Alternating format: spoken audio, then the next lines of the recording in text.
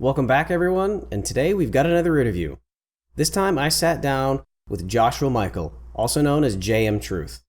Joshua has been at the forefront of a fair amount of controversy over the past couple of months, specifically about his credentials and education to validate the claims he's making during some of his debates, as well as the validity of his military history. My goal for today's interview was to hear it from the man himself and actually understand where he's coming from. I can say that I have no doubt about his military history, and as a fellow combat war veteran, my hat is off to you. While Josh and I don't agree on much when it comes to science and the shape of the Earth, I hope that this interview goes to show that you can sit down and have a civil conversation with someone that you disagree with vehemently. And with that, I give you JM Truth. Thank you for coming to agreeing to interview with me today. I know that there's been a lot of pushback back and forth between yourself and a lot of people in the Globe community about your history and your past, and that's kind of why I wanted to talk to you today. So let's start with just a brief introduction. Who are you? Give me a 1 minute. Who is JM Truth? Okay, well, first, Blake, thanks for having me on your show. I really appreciate it. And JM Truth is a combination of a lot of different things. I have a very large past with a lot of different educational skills and different things that I've done in my life, from doing ballet, dancing, and choreography to being in the military, being a combat medic, to now being a filmmaker. So I have, and I also did musical theater in London. Oh, wow. Musical theater growing up. So I have a theatrical background, and I have always loved medicine. That's why I became a combat medic. But I've also loved film, and so we can get into that a little later, but that's the gist of who I am. I have a website that's www.jmtruth.com, and the film production site, which is www.theplaintruthmovie.com. Okay, yeah, and we can talk about that movie a little bit later. So you can plug yourself. Talk to me about your upbringing. Where did you grow up? What decade were you born in? About how old you are, just to give us an idea of where you're coming from. I was born in 1974. My birthday is April 6th. I was born in Riverside, California. I grew up in Riverside till about my freshman year of high school, where we moved to Alaska. Graduated high school at Nitpicking High School. And let's see. What was it that brought your family to Alaska? Oh my gosh, that's crazy. My mother and father were both teachers, and my mother watched a movie called I don't know if anyone remembers. It's called Mountain Family Robinson. About a family with children. They had allergies and they got flown up to Alaska and all of their adventures up there. And my mom thought it'd be cool to emulate that, and so of course she picked up the whole family. And I've got three brothers. Yeah.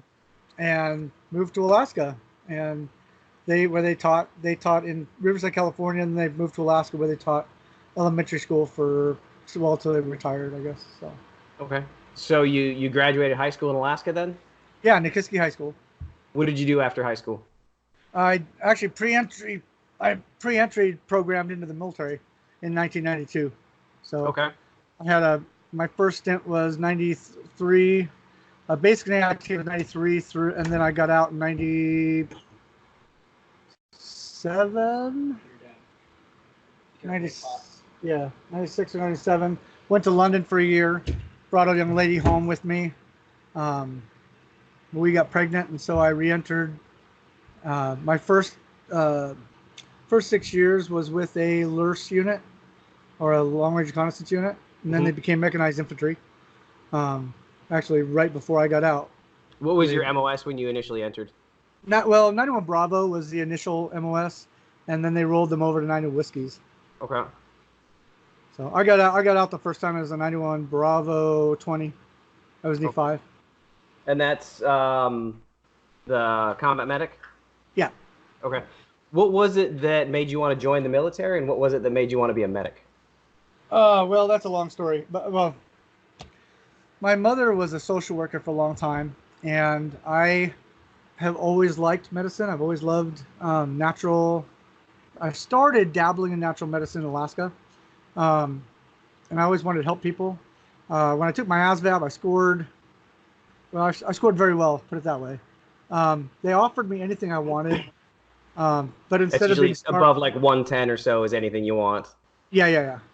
And so they offered me anything I wanted. I looked on at the time I was very religious.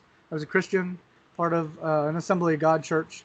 And at the time I was trying to live for God, or what I thought God was at the time. And um, saw a cross, and I said I want to be a medic. And the guy at the MEP station had said, well, you could go be a doctor and blah blah blah.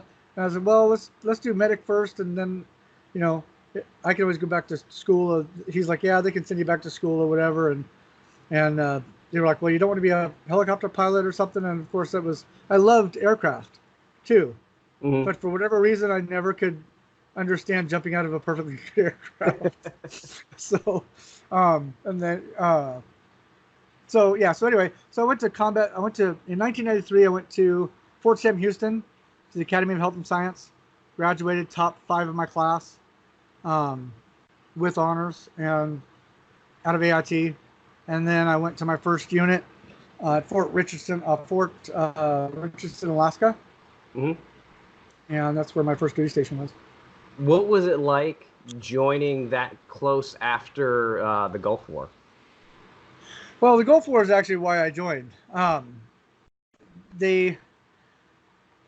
always, at the beginning, throughout my high school years, was always very prideful about our nation, and thought I was doing the right thing, and wanted to. I have a little different view of it now, but I've done a lot more study and research into what things are. We'll talk about it later, I guess, maybe. Yeah. But I always wanted to go in the military. Actually, my grandfather was in the Navy for many years, then went to working in the shipyards. And my grandfather was in the Italian Army, or my other grandfather was in the Italian Army. And so I've got kind of that lineage, I guess. Okay. You know. So then was Richardson Rich, was that your only assignment for that first stint in? Yeah. Okay. And you said you were assigned to a LURS unit. Yeah. If you wouldn't mind, just so that anybody who's not familiar with the military, explain what a LURS unit is. It's a long-range reconnaissance unit. It's basically, it's a forward unit. We used to joke about being so close you could smell the enemy's ass. So, but correct me if I'm wrong. They're not necessarily meant to see combat, correct? No, they're actually meant to be well ahead of that, doing recon of different locations and stuff, and then sneaking out of the area and getting the intel back to headquarters or wherever the intel goes. So yeah, basically you guys are the eyes and ears for the combat forces. Yeah. And then right before, the unit I was in had two recon platoons, and then we did have a mortar platoon with us that was a backup support. They're basically an emergency platoon in case we're discovered, to help get us and escape out. Did the mortar platoon actually go forward, or were they like a halfway between to support? They were like a halfway betwin for support. Yeah. Okay, so they're not actually on the front smelling the. They're not with us. No. That'd be way too close. Yeah. That's when a rifle's handy, not a mortar. Right. Right. And if you've never carried one of those things, you couldn't evac anytime soon. Yeah. With a freaking mortar, there's no getting out of that. So. Yeah, I was. In a different lifetime, I was artillery for about 5 years. Okay. So luckily, I didn't have to hump around my tube or my rounds. I had either a Humvee or a self-propelled howitzer. Right. Well, when they went mechanized infantry, which was probably before your time. Yep. Because it was about 95, 6, 7 ish. I think is when they started rolling them over to mechanized infantry, and so or cav. Whatever you ground cav. Yeah. And Bradley's. Yeah, we got tracks and all that stuff. So how does LURS function as mechanized? Or did it stop being a LURS unit? It stopped being a LURS. It stopped being a LURS. It stopped being a LURS unit, like what you'd think of as a LURS unit. Yeah, it was more of a much further back type of. Did the entire unit go from light to heavy? Yeah. Basically, then it kind of negates the need for a LURS unit, because a heavy unit's moving so fast. Yeah, you're going to be driving over your LURS. Yeah, they did away with the LURS. Hold on, let me slow down. They basically did away with, as far as I understand it, our unit was done away with as far as LURS is concerned. They rolled us over into mechanized infantry. So that we stopped that mission to pick up the mechanized infantry mission. Okay, yeah, I know when I was at Fort Carson mechanized, as far as I know, we didn't have a LURS, but I might not have known. But when I got to Hawaii, which was a light unit, at reception, they were recruiting for LURS to see anybody who wanted to go in the LURS. So, but again, Hawaii is a light. When was that? When was that? That would have been 02. I got to Hawaii in 02. I went to basic. Wow, so they brought the LURS back, or maybe they were just switching, maybe they're trading them around. I don't know. Well, but I think it might just be because it was light infantry. So if your entire division went from light to heavy, LURS isn't as effective because the heavy is going to drive over them as they're moving so fast. Right. Yeah. So in Hawaii, they were light. They're still usable because a lot slower movement. Right. Gotcha. So when did you get out for the first stint? It was like 97. Yeah, it was like 97. Then between 97 and 98, because I had a year out when I went to London to do Broadway in London. So and then I came back and brought a young lady back, and we got pregnant, and I was like, well, I might as well get back in because stable income. So tell me about Broadway in London. There actually isn't much to tell. I never actually made it into any shows. I spent a lot of time auditioning. I spent a lot of time. I actually, for Starlight Express, I rehearsed for a while, but was never able to secure a green card with that way. Okay. So yeah, I'm not a massive Broadway fan, but I love Les Mis. It's like mine and my wife's favorite. I love that. We've been to it in London 3 times. Nice. Yeah, but only I've been to London lots of times. Yeah, only together twice. We both went to it in London on separate trips away from each other, and then when we finally got assigned to Europe, we finally got to go together. Oh wow, that's cool. Yeah. So go to London, bring a girl back to get pregnant, and I decided to go back in the service. Okay. I just went down to the MEP station and said, hey, I want back in. Yep. And they said, okay, we'll take you back. And they put me in Fort Lewis. So I went from Alaska to Fort Lewis. That was a nightmare. I went from a high-speed unit to a POG unit. It was the 547th cash unit. And then when I was deployed with the 47th cash, or the 6th Med Group. So okay. So yeah, I've been to Fort Lewis a couple times. I actually just got back from there about 2 weeks ago. I was there for a week. Okay. I have no desire to ever be stationed at Fort Lewis. Yeah, well, it was funny. To give you kind of a funny story, I got back in. I'm in my dress greens, right? I'm trying to set a good impression. So I go down to my first unit to sign in. I walk into the building. I look to the right down the hallway, and all the way down to the other side of the hallway is this black female this black female soldier. Mm-hmm. Didn't know who she was, couldn't see rank, she was too far. So I called out, hey, soldier, because I was trying to get my bearings. Mm-hmm. She spins around, comes running up to me like, Private Blood. No, I wasn't a private. I was a specialist. When I got back in, I didn't lose my 5. They wouldn't give it back to me. Yeah, yep, that's normal. So, yeah. So, she's like, specialist, and I've got like 2 bars, and she's got 1 and 1.25. And she goes, how is it you have the PLDC ribbon and blah, blah, blah, and you're wearing E4 rank? Well, because I was an E5 prior service. Anyway, I found out she was a female drill sergeant right off the trail. They removed her from Fort Sam because she had a bunch of complaints. Yeah. Over the next year and a half, I found out why she had a lot of complaints. Yeah. Every time they tried to promote me, she stood in the way. To the point where I finally said, you know what? I know what I'm doing. I don't care. All I care about are my patients. I care about the unit. You know, you know the kind. I'm assuming you know the kind I'm talking about. Chip on her shoulder. She always promoted the females. It was so bad. The entire command was scared of her. It was that wow. Yeah, it was crazy. Yeah, that is what today we refer to as toxic leadership, and yeah. People are getting fired left and right because of it. Yeah. The Army's trying to correct for it. It's funny because she, for whatever reason, she took a hating to me. Well, probably because I knew what I was doing. But she took a hating to me. One day, we were at the range, at the land nav range, and she and a bunch of girls are going to go dead reckon. Wait. It's a land navigation range, right? Why are you dead reckoning on Fort Lewis through brambles? First off, she comes and asks me, Janera, you want to go with us? No, I don't want to go with you. She's like, that's all right. You'll probably give up anyway.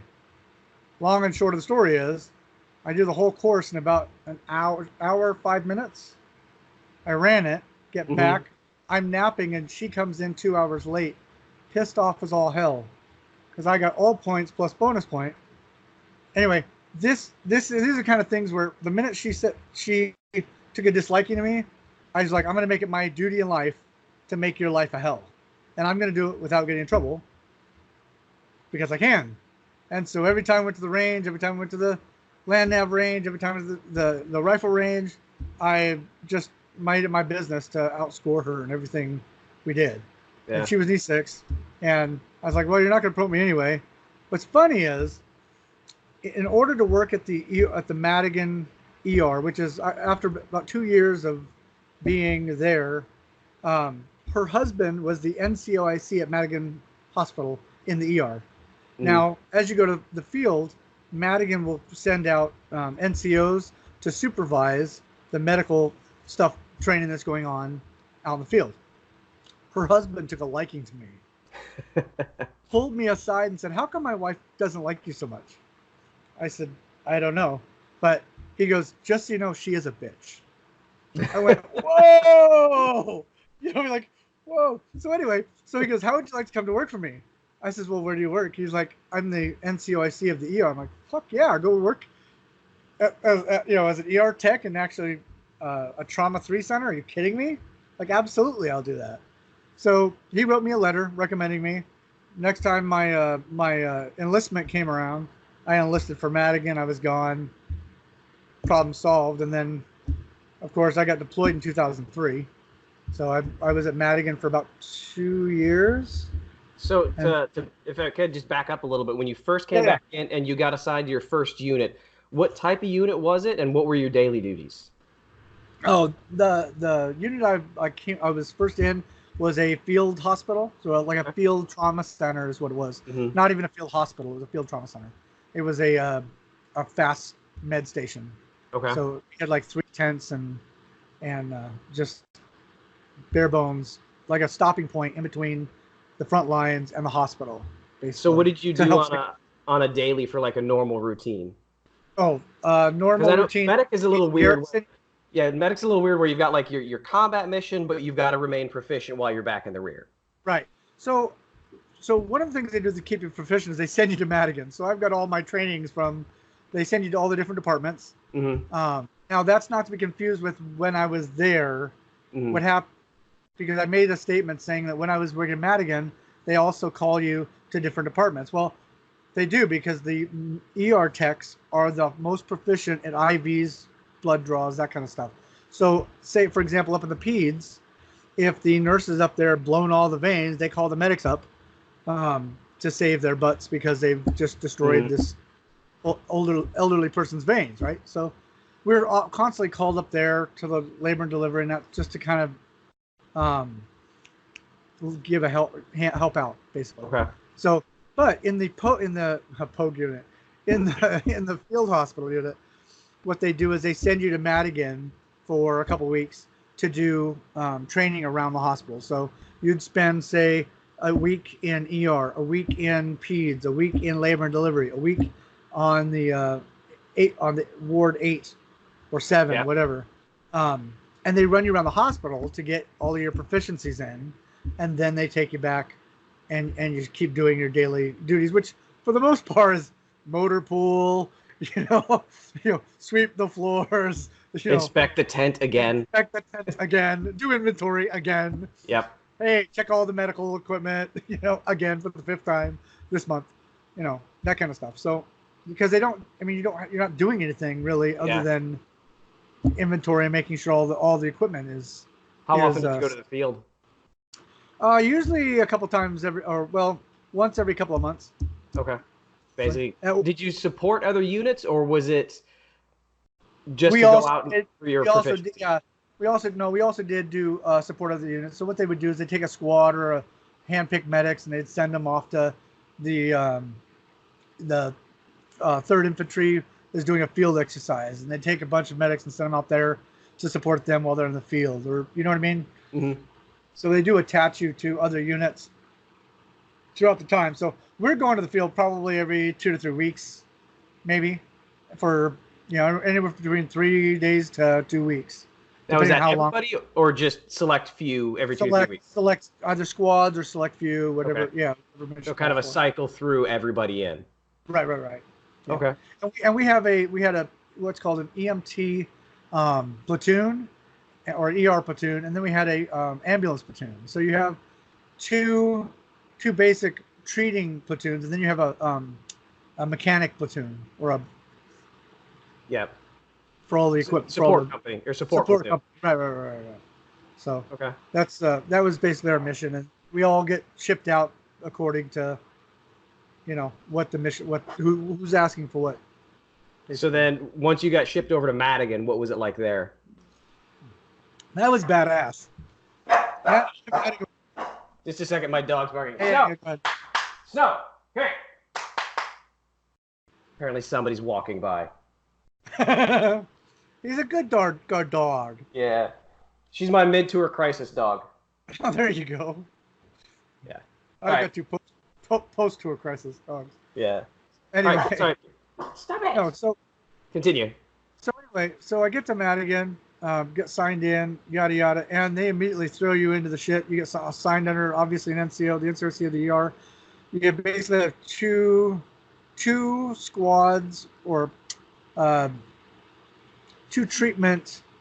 You'd be squads, I guess is what they'd be. In the ER, you have a green team and a blue team, or whatever the color coordination is, and then they have several platoons to rotate through. Now, in the ER, you worked 12-hour shifts. So you had 2 shifts, each 12-hour shift, and you work for so many days. And then they have a third squad come in and rotate in just to support during your time off. Okay. Or 2 more squads come in on the weekend or whatever your schedules are. So anyway. And I imagine being at Madigan. Madigan, we see all kinds of stuff. Yeah, we took stuff off the I-5. We took stuff off, Rainier? Yep. Off the mountain. And I guess we're a level 1 trauma center. I can't remember the numbers. Level 1. We're the highest level trauma center. We were the region trauma center. So we took stuff from all over the region. Everything from motorcycle accidents that took off into the barricade to people being drugged for who knows how long. Training accidents. I think in the ER, my most exciting story was doing a heart massage. Oh, wow. Cracked a guy open, and I had to do heart massage for him while the docs worked on him. Now, the ER also is interesting because it doesn't operate like the command is not normal rank command in the ER.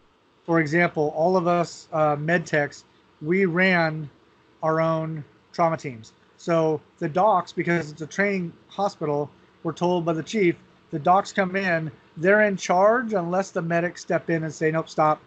Because we work there daily, so we know the ins and outs. Oftentimes the students don't know, so you will sometimes have to tell a lieutenant or whatever, no, stop.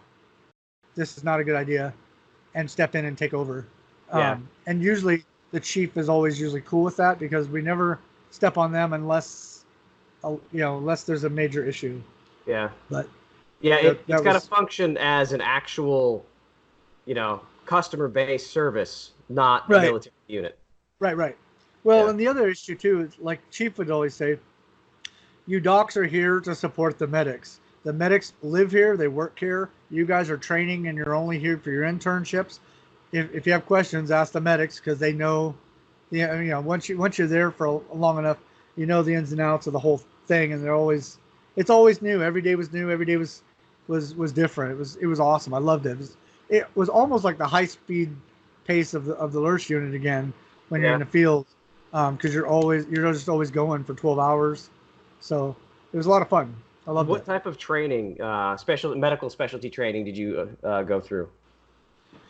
Well, I had my National Register EMT, passed that first time around. We did I did all kinds of stuff like casting, resetting, being able to reset uh, dislocated shoulders by myself. Um, you'd have specialists come in, give training on anything that you might face, not only in the hospital but also in a combat situation. The Mm-hmm. chief was very big on making sure that you know trying to run us through the gamut, which I'm eternally grateful for, because when we got deployed to Iraq, or well, technically it was a Kuwait, was our end station point. Um, it, it was invaluable, because those that Yeah. didn't have it, they didn't have it because they were not comfortable in their own skin when you had a mass casualty show up. So you're oftentimes walking other medics around trying to get everyone set up, but all of that training that me and my other cohorts had came from the ER. I Yeah. would not have been as proficient as I was in Iraq had I not spent time in the ER. I can Yeah. honestly say that. I would imagine that in a non-combat environment, an ER medic is the closest you're going to get to a combat medic. Right. Yeah. So for So actual certifications, is the EMT the only certification the Army got you? the National Registry MT was the highest certification they got me in. Okay. When I got out, I was going to go get my PA. I had like 6 months left to go get my PA, but by that time I was broken and was not able to deal with the medical Okay. anymore. Just, So what was it that for the deployment? How did you end up getting selected for the deployment? uh, we got orders they took everybody in the ER and attached them to the 6 Second Med Group, and we had our own. We were the ER trauma team. Okay. There was all of the major traumas that came through our ER. My battle buddy and I touched. Well, when we were on, we touched them all. So he and I kind of ran lead on that. So when was it that you deployed? It was back in 2003. We were deployed in the first wave. It was Okay. When it was February still of 2003. technically OIF 1 before they stopped numbering. Correct. And I have Okay. I've got OAF 1 and Enduring Freedom, Iraqi Freedom, all those. And yeah. So Okay. So you deployed to Kuwait to set up the combat hospital there. Was that before the push in, or were we already on our way? yeah. Nope, that was before the push in. Okay. So then did Right you before stay in that. Kuwait most of the time, or did you push into Iraq as well? No, we stayed in Kuwait, but then we jumped on we were attached to convoys that would go in and do stuff. Okay.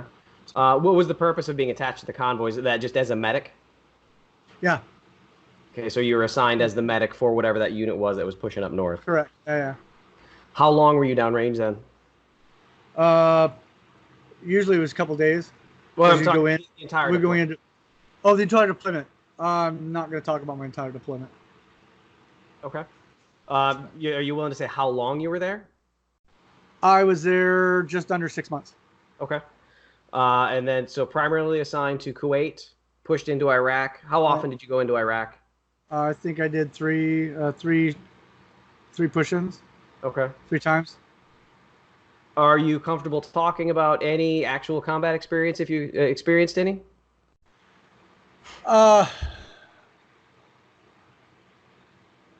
I talk about it enough, I think, in my counseling. Okay, that's I'm fine. just not really, yeah. That's absolutely fine.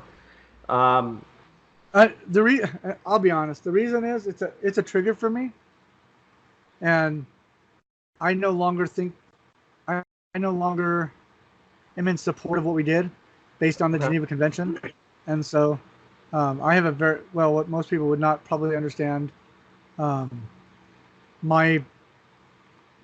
My take on things over there. okay. Are you willing to say whether you actually saw frontline combat or direct fire? Direct fire, yes. Okay. So then But we what also took direct fire at the camp in Kuwait. Yeah, because So- that was early on when it was still things were Right, going yeah, on yeah. down there. We had constantly had scuds going overhead, constantly had all kinds of shit. So Yeah. Yeah, and Patriots firing back routinely. Yeah. Um, There is no front line yeah, in that kind of a battlefield. yeah. So When you came back, talk to me about that. Like, how much longer did you have? Where did you get assigned? I didn't actually. I came back. Well, that's not true. I came back and they put me back at what was it? Not Met. Fort Lewis in processing and out processing. Yep. At, trying to think of Waller Hall, I think is what it was called at the time.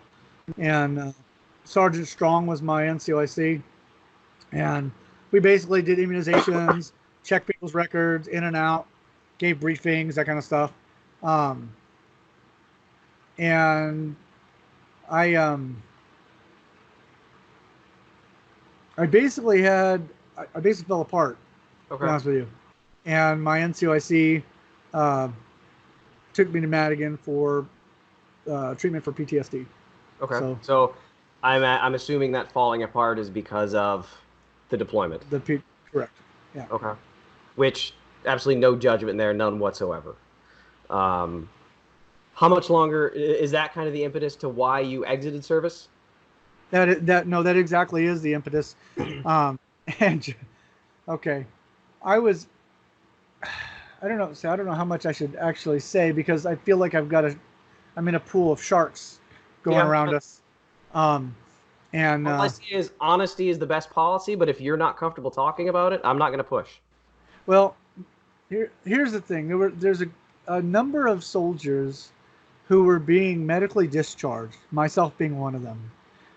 And after about 2 or 3 months of being discharged, I call it flip the script on us, had us sign a document, and kicked us out on family care plan. The reason they did was because after 3 months of treatment, I was established as being, well, it doesn't matter what percentage. Yep. The Army decided for whatever reason that it was cheaper to kick us out. And so I'll give you an example.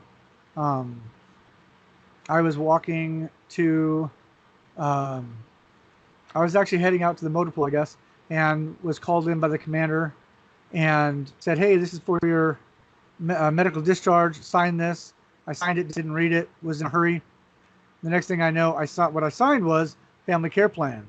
So what they did is they took me out of the medical, put me in the family care plan, and kicked me. A week later, I'm out of the Army. So for anybody who's not familiar with the family care plan, is anytime you have a single soldier that has a child, they are required Which to have, I was. Yep. They are required to have a plan for who's going to watch that child if they go to the field, if they deploy. So Which I had in place. Yeah, it is a formal document that so the Army knows what to do with your kid. Yeah. And if you can't provide that, if you can't provide support for your child while you deploy, then the Army can remove you from service honorably. No negative to it. It's just saying that this person can no longer fulfill their obligation because they need to take care of their child. Right. Well, and they don't have a backup. Right. No, absolutely. Yeah, that's what the document says, and that's what I signed. That wasn't what I thought at the time when I signed it that I was signing, because I didn't bother to read it. And I'll say that back then, the Army and the military as a whole was terrible at taking care of soldiers coming back. Right. So one thing that a lot of people wouldn't understand is that if you get a soldier that's wounded, whether it's in garrison or combat, and this is back when you were in, that soldier is the chain of command's burden until they're either transferred out of the Army or fixed. Correct. So if you have a soldier that has cancer, they are that commander's burden. He's a soldier on their books that they can't get a replacement for. You can't send him to the field. You can't deploy him.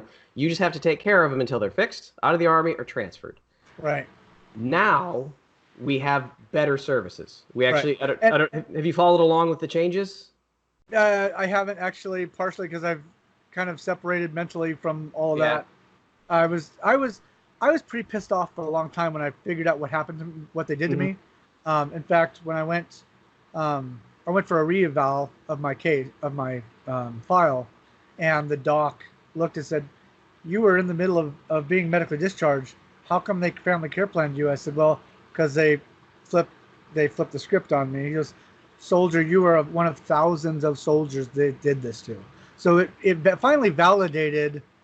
I mean, I couldn't come out and say that that's what they did until this doctor had said, I've literally taken care of thousands of cases where this is. That's how he was able to identify it. Mm-hmm. Because it's right here. You were being medically discharged, and then all of a sudden they kicked you out on family care plan. So, Yeah, because anyway, if you're being medically discharged, again, you're your commander's burden until that's either approved or something else. right. Family care plan, bye. Yeah, it's an instant out. Yeah, I don't have to worry about your mental health. I don't have to worry about your fixing you first. You're just peace out, go take care of yourself. Right. And as I understand it, there was a lot of soldiers that came back from that first couple of deployments, that first couple of years, that had serious PTSD issues because of the hostilities over there and what happened over there.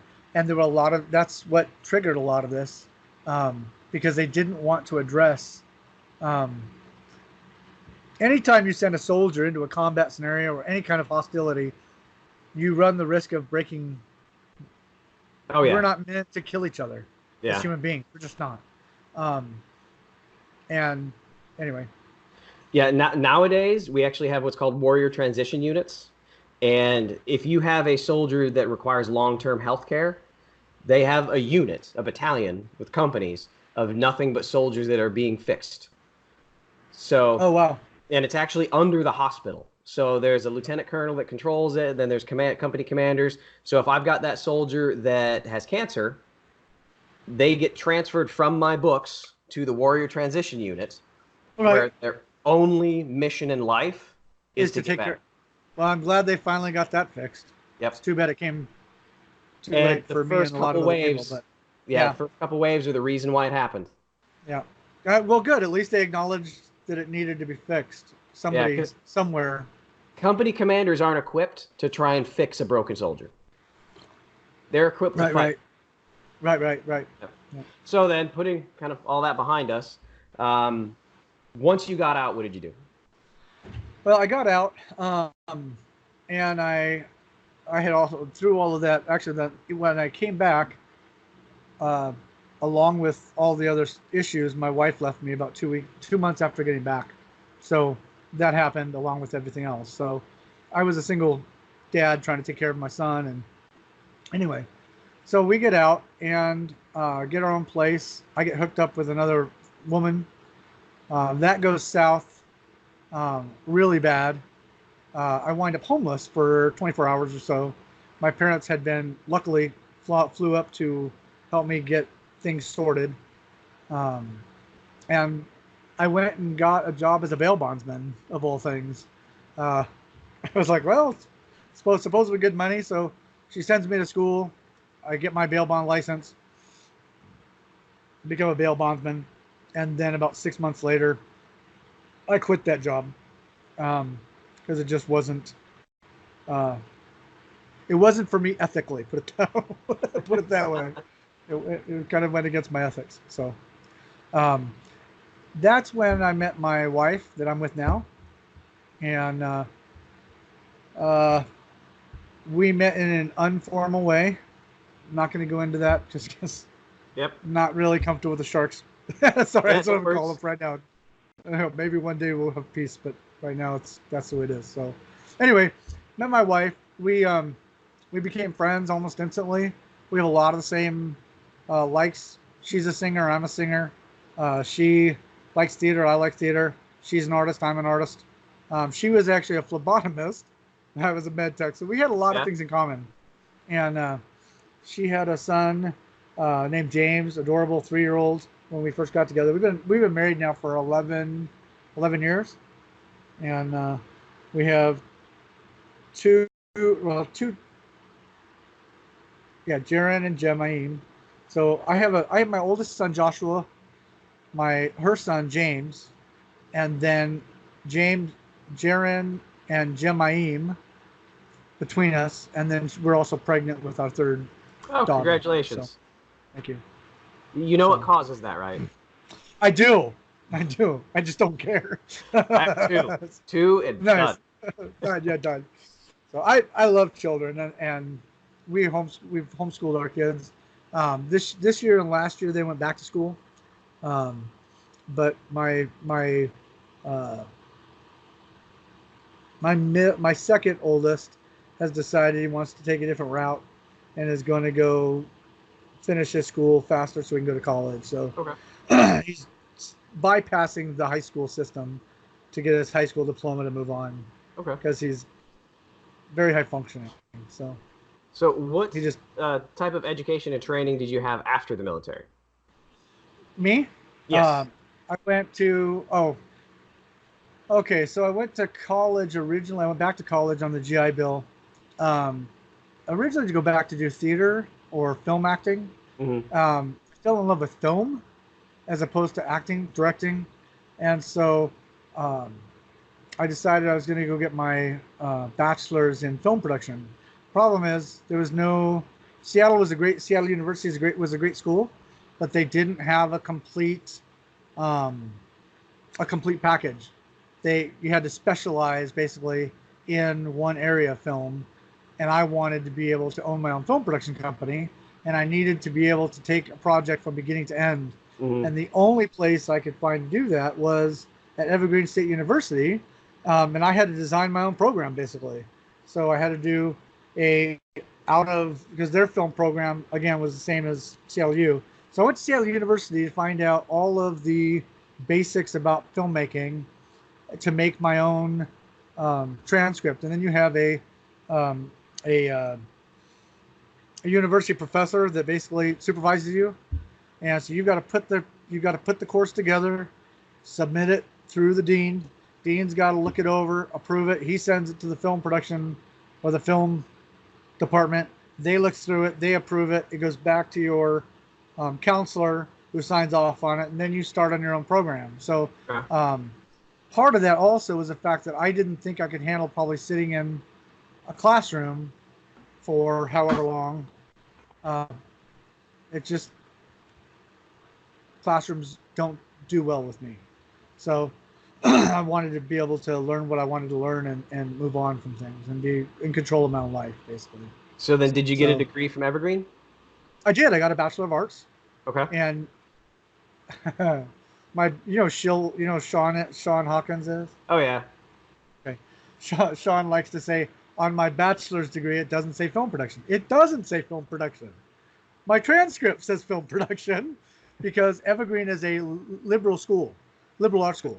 So they don't put titles on the degrees. That's all. When I submit my bachelor, for example, if I was trying to get a job at a film production company, I would submit my bachelor's degree along with my transcript so that the company can look at all of my education and see all of my coursework, as opposed to just, here's my Bachelor of Arts in film production. Mm-hmm. So I could have, anyway, yeah, so it is in film production. It just doesn't say film production on the degree. Okay. Do you have any other formal education after? I do. I went to Seattle University for a year, where that actually had more to do with my walk of faith, which I guess is how you'd call it. I'm really not a man of faith as far as religious faith is concerned. I couldn't really describe it to you because I'm not in the box Christian. I'm not a Christian. I do believe in a creator. I do believe in Messiah, but I'm not a Christian per se. Okay. So, but I went to Seattle University, where I learned a whole shit ton about Jesuits. I can tell you more about Jesuits than you probably want to know. And was there for about a year. I heard my father's voice say, I want you to leave school. So I said, okay. Long story short, left school, went down to Waco, Texas. Thought I was done with grad school because I misunderstood and thought I was supposed to get my master's degree in nonprofit organizational leadership, because I thought I was going to work in nonprofits. So left there, went down to Waco, Texas, did some biblical study, Hebrew study, Greek study down there, and then decided I was going to get my master's of science degree. Well, master's degree. I decided on instructional design and technology because it kind of was the best of both worlds. I could go to school for 1 year instead of 2, do a condensed course, everyone thinks a condensed course is easier. It's not. It's actually more Yeah. work, and a lot more work, and a lot harder in a lot of ways, because it's a much faster pace, um, OPSEC. So went there, did that, decided on instructional design and technology because I wanted to be able to do instructional videos, but also create coursework, um, teaching and instructional teaching and instructional material. Okay. Okay, so that's why I chose the instructional design and technology, which Oh, is a so you're saying instructional. I'm thinking you're saying structural. no, instructional design and technology. Okay. It's a master's of science in Yep. instructional design and technology. Okay, Okay. and so it's a great course. Full Sail is not. It's a fully accredited, nationally accredited. And if I get these mixed up, forgive me. It's been a while. It's nationally accredited. It's not, or it's Regionally. state accredited. It's regionally accredited. Yeah, yeah. Yeah. So Or regionally, the way I understand it, regionally is what you want. But yeah, there's a lot of universities that are nationally accredited, which is like a lower level than yeah, regionally. okay. It's nationally. It's, I don't know, whatever it is. Yeah. I can't transfer to another college. Yep. But if you don't, the thing is, if you don't want to transfer to another college, it really doesn't matter.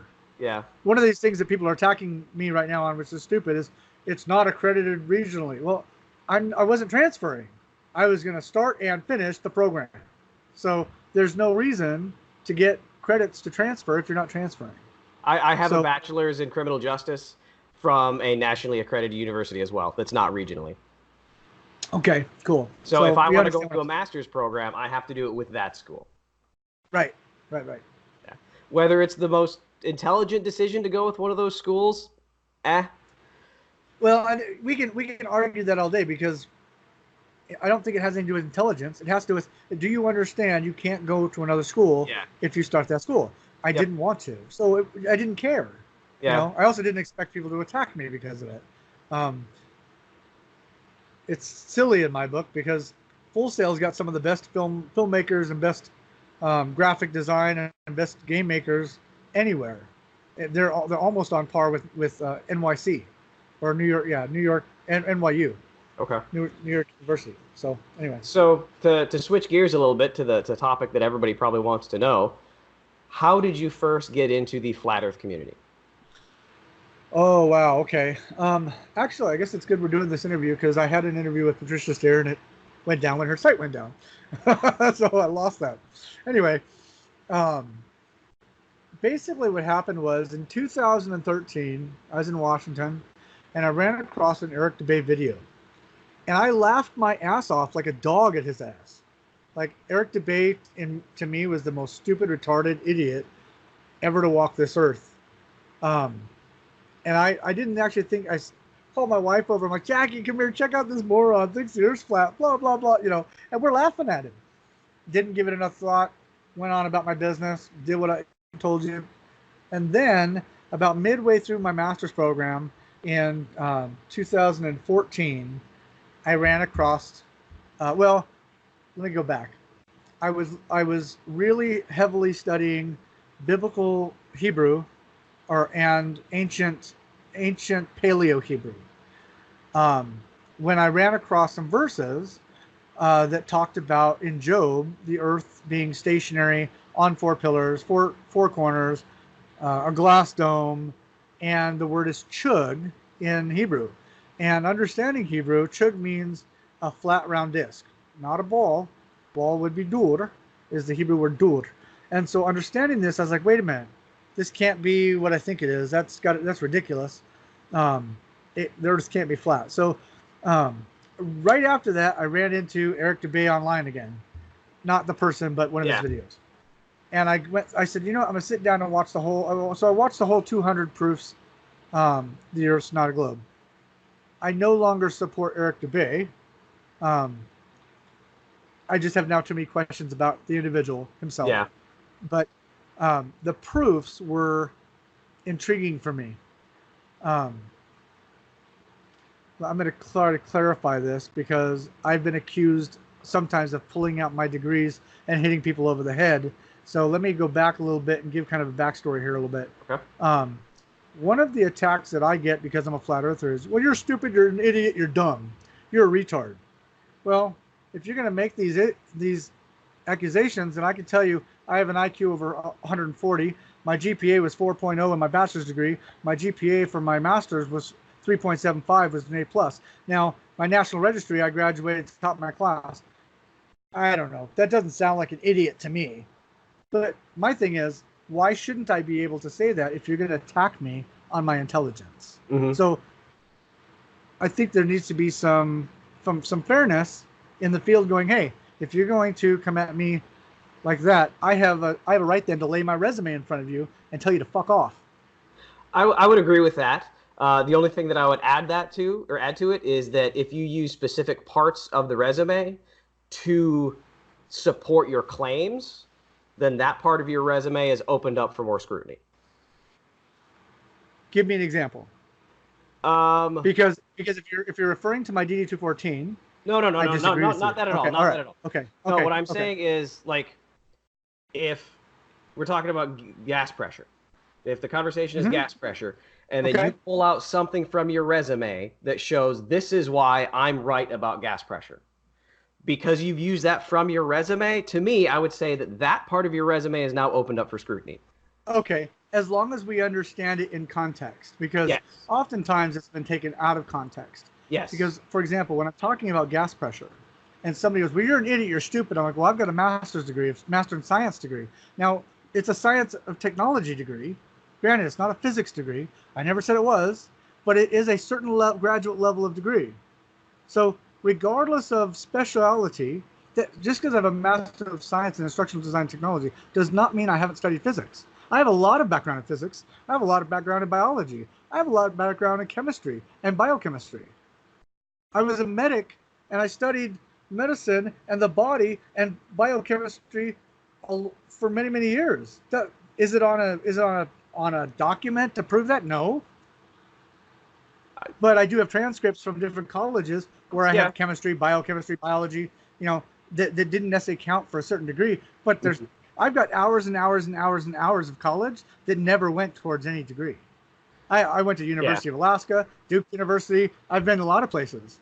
So I've got transcripts for all those. My position would be, like I said, so you saying that I've been through these schools, I've got these grade point averages, just that does support you're not an idiot.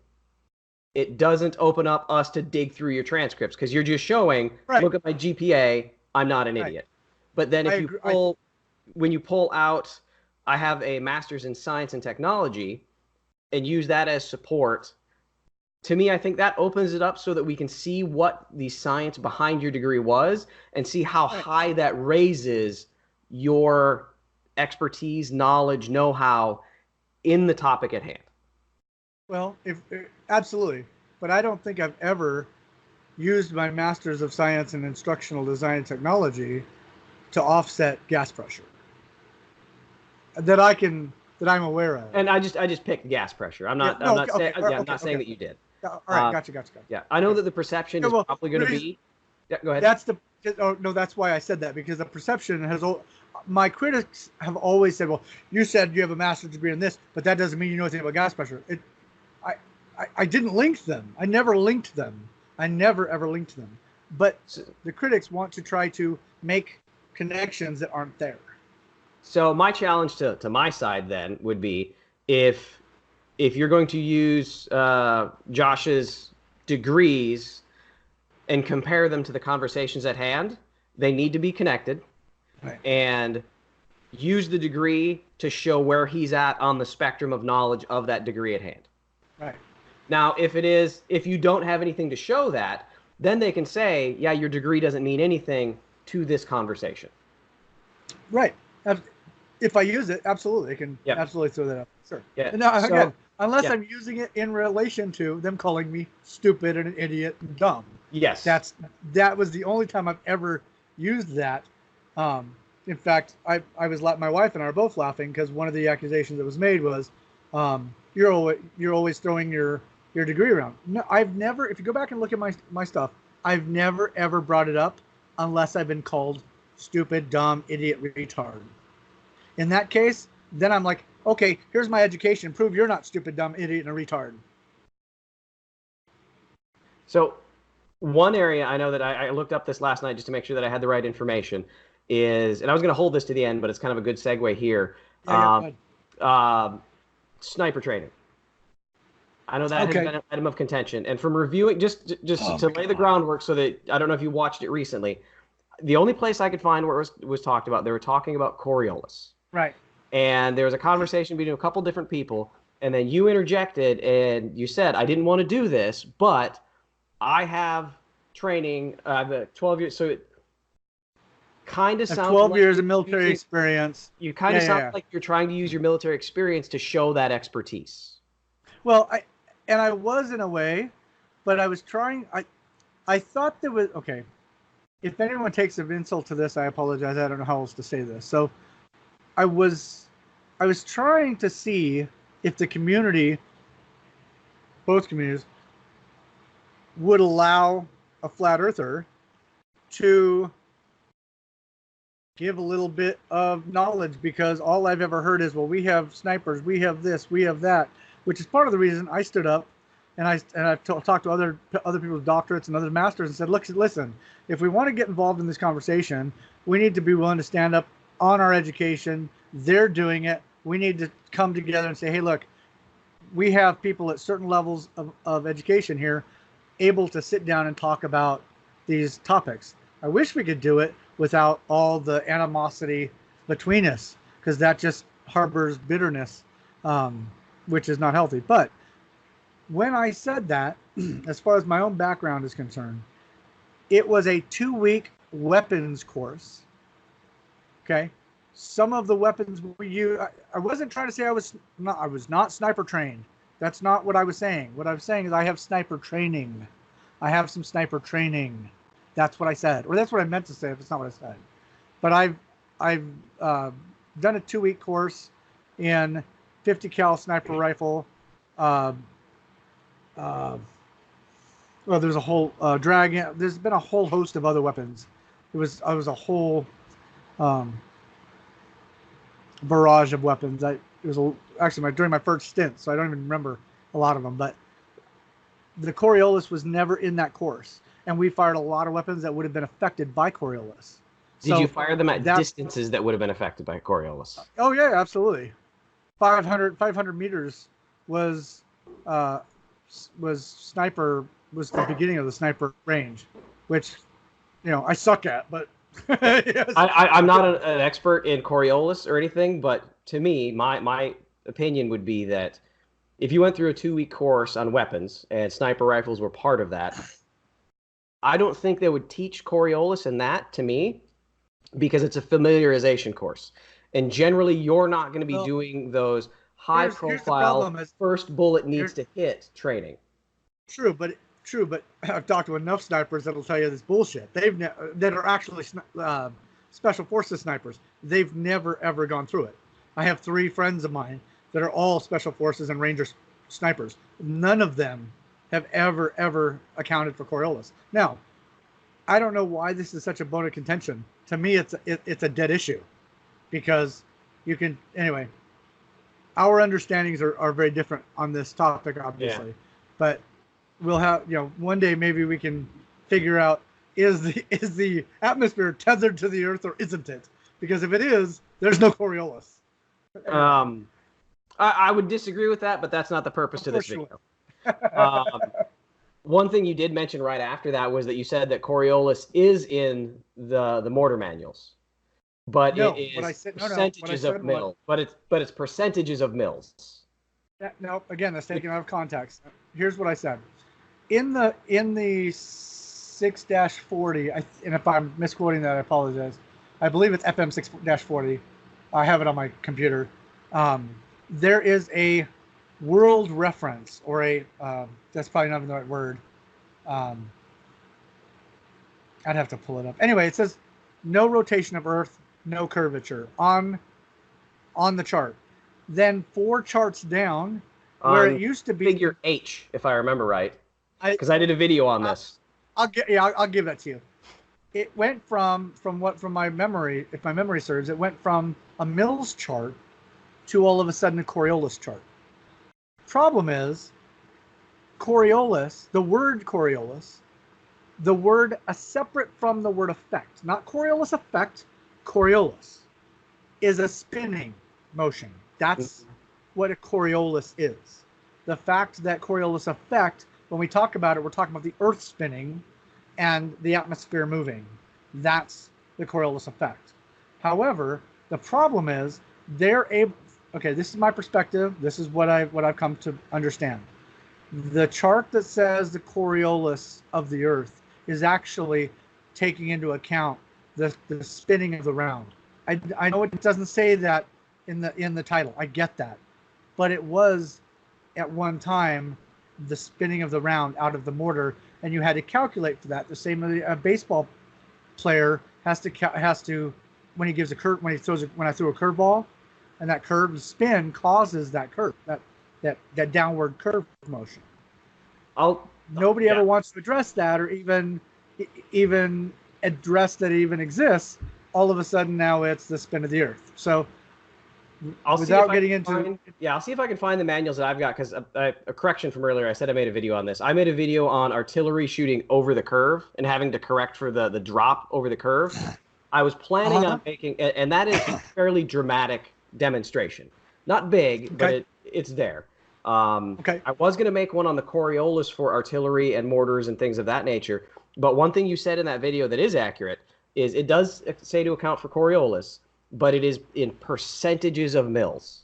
Right. So it's not like aim here, Coriolis aim there. It's Coriolis aim here or there. It's tiny. Right. But when you add in spherics, winds, different, there's a lot of computations that come into that. But the chart that you're mentioning, it changes which direction you correct for Coriolis based upon the direction you're firing on the map. Right. So firing north, you're correcting one way. Firing south, you're correcting the opposite. Another way. Which would not mean it's the bullet. Well, because the bullet doesn't change direction spinning based upon which direction you're firing it. No, that's true. But I would have to sit down and look at how it's laid out on the map in order to tell whether or not it's actually the spin of the round or whether something else is playing into effect. And I honestly have not. Yeah, I'll see if I can find it. It's an interesting chart. And if I remember right, east and west is a zero correction. North and south is correction. Because it goes all the way around the chart. So we're not in a debate, conversation. Yeah. So so that got you, what was like your first personal involvement in the flat earth? Okay, so let me go back here. So basically, I had watched this video of 200 proofs, and it was like a light switched on in my head. I went, this all makes perfect sense to me. And I'm a big Star Wars fan, Star Trek guy. I was a fan of all the space movies. Thank you, Dave. And did you get that? Yep. 2000 Odyssey. Anyway, I went through a moment of, God, it's funny because now I hear the same accusations being made by the Globers to us that we made of them like 3 years ago. So one of the things I get accused of is cognitive dissonance.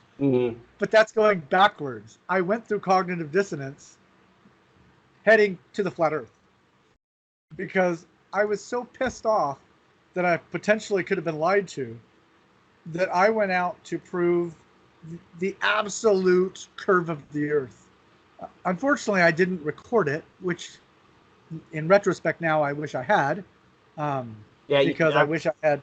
Yeah, I've done several things like that too. And then 3 days later, you're like, crap, why didn't I get that on camera? Why didn't I get that on camera? Why didn't I get all that recorded? So that's also part of the reason we're doing the film the way that we're going to do it, and I'll explain it.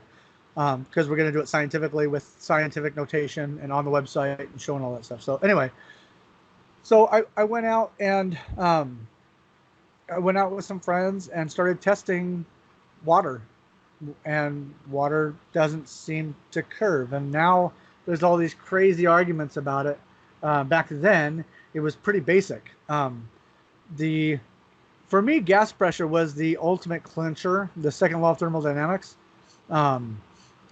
Once I had really dug in and studied that and learned it, I was like, okay, well, that kind of does away with the whole vacuum of space thing. Who hasn't done a vacuum test in science and played with a vacuum chamber?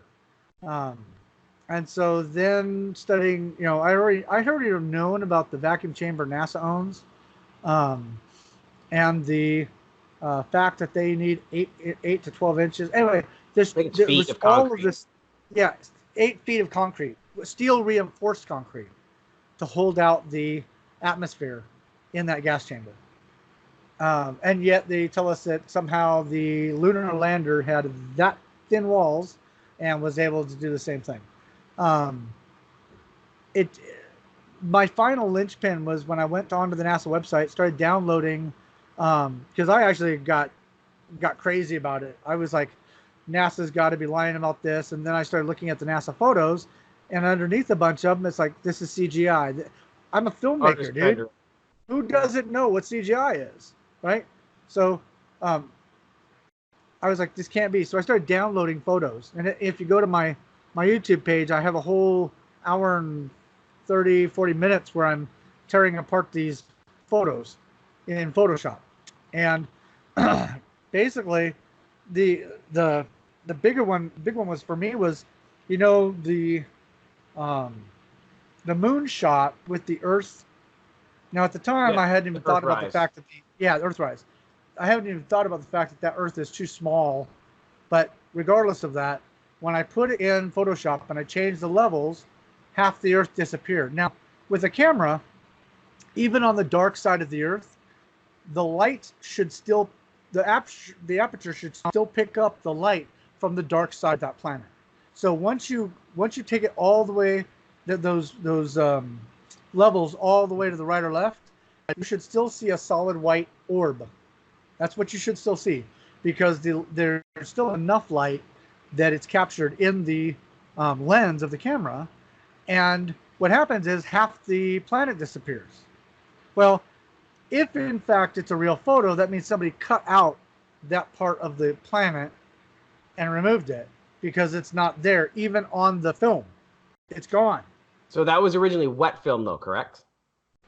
Well, yeah, it was, but it doesn't matter. Would the wet film have captured that minuscule amount of light if it wasn't sensitive enough? Is wet film wet? Yes. Okay. So what happens in a vacuum? To water. Physics 101. What happens? No, it does not. In a vacuum, what happens to water? Oh, sorry. I'm thinking zero gravity. All the oxygen, any gases are pulled out of it. It boils. Yeah, effectively it boils. Right. So why didn't the film boil? Don't answer that. Just think about it. So I don't know enough about the chemistry of film to answer that, but a good point. Well, but back to what I was saying is, yeah. Let's say it was it's protected.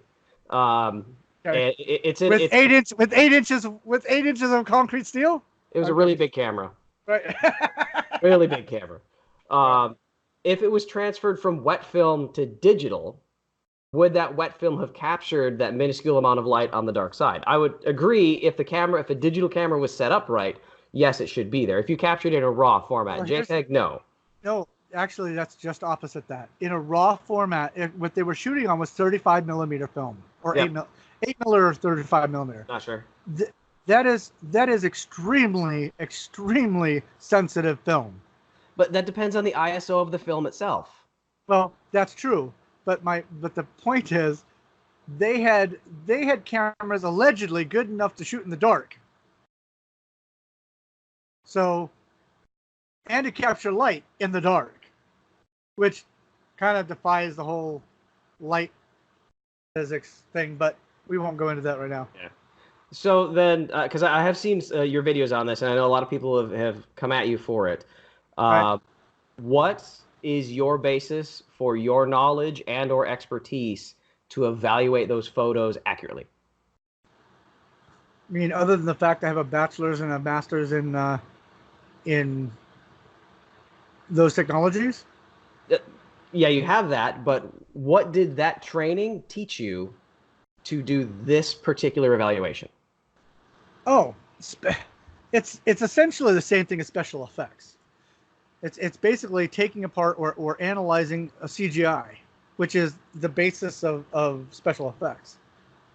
So when you know how to put a composite together, you also know how to take it apart and analyze to check to see what's real and what's composite image added to that photo. And that's all done by changing the levels in the image. So because certain things. How much photography and effects training did you get during your schooling? Well, during my schooling, I got what was it, 3 years? That was just solid, just on effects? Oh, no. Okay. Well, when you say just on effects, I have lots of experience also not in school on effects. And that's what I'm asking you. What formal education do you have that is directly applicable to this, and what personal experience do you have that's directly applicable?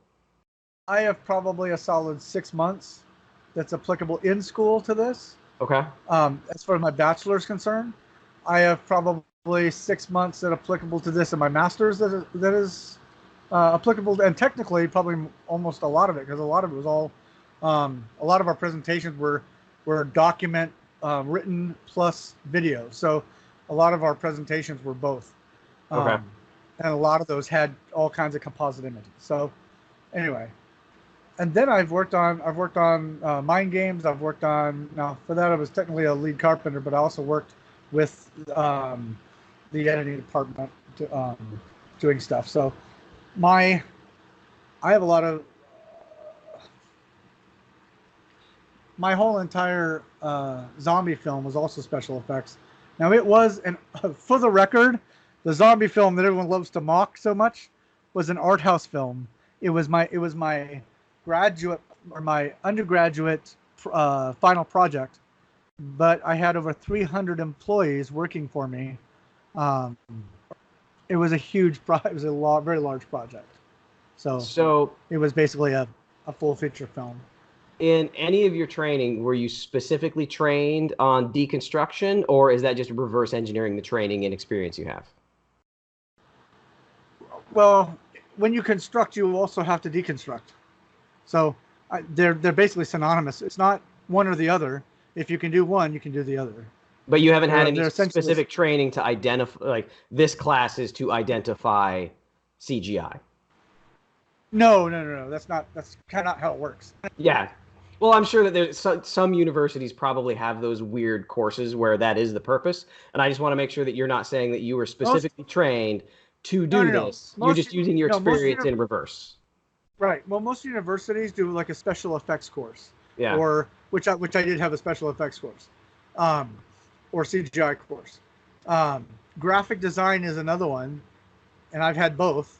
So, again, to construct, also to deconstruct. Okay. They're synonymous with each other because you're constantly adding elements, taking away elements, changing. There's 1,000 different things you can do to a photo to change the ratios. So then back to the flat Earth. We were talking about your first personal dip into the community. Yeah. Well, it was kind of scary actually when I first finally accepted that the Earth was not as I was taught it was. I thought I was the only one, because I wasn't even involved in any community for probably a good 4 or 5 weeks. So for 4 or 5 weeks, I thought I was the only person that even knew the Earth is flat, other than Eric DeBay and the few videos that I'd run across. It wasn't until I started looking on YouTube and actually searching for flat Earth communities on YouTube and Facebook that I realized, oh, okay, there's actually a whole community of people out here. One of the first places that I went to was the Flat Earth Society, and quickly realized that was not an actual society of people. Mm-hmm. That's, for lack of a better term, what we call controlled opposition. It was a government website, and was quickly able to figure out that was not a real website. So I kind of I put it out on Facebook, and I started having people come out of the woodwork going, "Hey, nice to meet you. I'm flat earther too," and that's kind of how that happened. And so Okay. we started sharing experiences and sharing our experiments and that kind of stuff. And from there, the rest is kind of history. For me, the linchpin actually wasn't even, well, there's two aspects of this for me. The one is the science aspect, which is the solidifying of physics versus the pseudoscience, or what they call physics, which is actually astrophysics, or another kind of physics, a lie, in other words. And then there's the scriptural aspect, which, unless you understand Hebrew and really go into the looking of and understanding of the language, you really don't grasp the depth of which the Bible is in fact a flat earth book. And that words have been changed and twisted. And for example, just to kind of give you an example, I'm probably going to piss off some people here, but forgive me, do your own research. The word Jesus is a Greek word. In the Bible, Jesus is the name of the Messiah. But Jesus was actually a Hebrew. So Jesus was not the name his mother called him. Couldn't have been. Because his mother was what? Jewish. So his name was Yeshua or Joshua. It wasn't even Jesus. And unless you understand that Jesus and Joshua are not the same word, because names are transliterated, you don't understand that the two names are not synonymous with each other.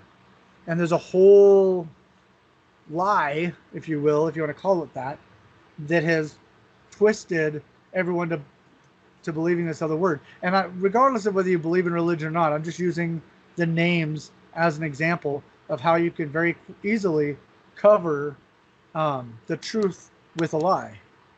And that's essentially over time what's happened, I believe, with the whole flat earth, round earth thing. So would you say that the Bible, today's Bible, the average Bible most humans have today, is technically a round earth book because of changes in terminology? Absolutely, I would. Okay. 100%. So today's Bible doesn't necessarily support flat earth. Well, it does, but you have to understand the words. That's what I'm saying. So, English, yeah, right? on the surface. On the surface, English has been used to cover the truth. Okay. English is, if you understand, English is a mutt language, okay? And everyone says, go back to the original, go back to the original. Well, when you go back to the original and you say, hey, look, this is what these words mean, then nobody wants to listen to you. Because in their English book, it says, whatever it says, the circle of the earth, and pastors that, circle means sphere. That's funny because sphere is sphere and circle is circle. But regardless of that, I don't want to get into that. But yeah. So before the flat earth, did you have any other conspiracy theories that you believed in? Okay. And the reason I ask that is because that tends to be the trend. And when I talked to Mark Sargent, he believed every conspiracy until he got to the flat earth. I mean, that's like what led him there. Have you ever read the CIA document that talks about, I think it was Bush Sr., I think, I could be wrong. It's been a while since I've read the document. Who in the CIA said they were going to use the word conspiracy as a weapon. And that the word conspiracy theory, if you remember, Bush said right after 9/11, we're not going to entertain weird conspiracy theories. You think he said that on accident? That wasn't an accident that he said that. That was programming the American people to all of a sudden hate the word conspiracy theory. In fact, if you go to my website, I have that very statement in video form so everybody can see what Bush said. Now, the problem is a conspiracy in and of itself is simply a group of individuals who have conspired against another group of individuals. Mm-hmm. Do we think that doesn't happen? It happens all the time. Yeah, absolutely it does. So what I'm asking is the major. I understand what you're asking. I'm just trying. Yeah. No, right. I'm just trying to get the basis so people understand. I have a lot of things that I've researched that would be considered conspiracies that I have found to be questionable. Starting with 9/11. Well, no. Starting with the Kennedy. No. Starting with Lincoln assassination. Going all the way back to Lincoln. I'm a huge history buff. I love to look into history because history's always told by the winner. And the one thing I learned in Iraq is it's always told by the winner. Yeah. If I was on a debate with Sean, and I made a comment about the Space Shuttle Challenger exploding, and he flipped out on me. Yeah, that's a touch point for a lot of people. I was in 5th grade when that happened. I cried because I thought all those people died. I said thought because Krista McAuliffe is in Congress. In fact, I have a friend of mine that called her and talked to her in person. And when he said, "Hey, is this Krista McAuliffe?" She goes, "Yes." He says, "Blah blah blah blah." She goes, "Who is this? Who is it? Who is this? You shouldn't be calling me. I'm gonna," and then hung up on him. No, I can't validate that. I can't verify it, but I trust my friend because I know him to be an honest, decent human being. I've also seen pictures of Krista McAuliffe well after 1996. Now, guys, don't get mad at me. I'm just telling you, look, I've done research on this, and there's enough evidence or enough information to support the possibility that the story has been altered. They've even showed you in NASA the escape hatch that the astronauts have slid down in case of an emergency. The problem is we haven't put A and B together to get C. We think, well, that's just an emergency escape. Well, of course it is. But you're telling me that all 7 astronauts had twin brothers and sisters? That would be a historically that would go against statistical anomaly. And that's what they're saying, which gives me pause to go, wait a minute. That would be an impossible statistical anomaly. Or very weird, to say the least. 7 people with all twins? All? Come on. Are we really buying this story? Like, let me ask you a question. Have you read the Geneva Convention? Long time. I'm gonna tread in some really tready waters, but let's go here, I guess.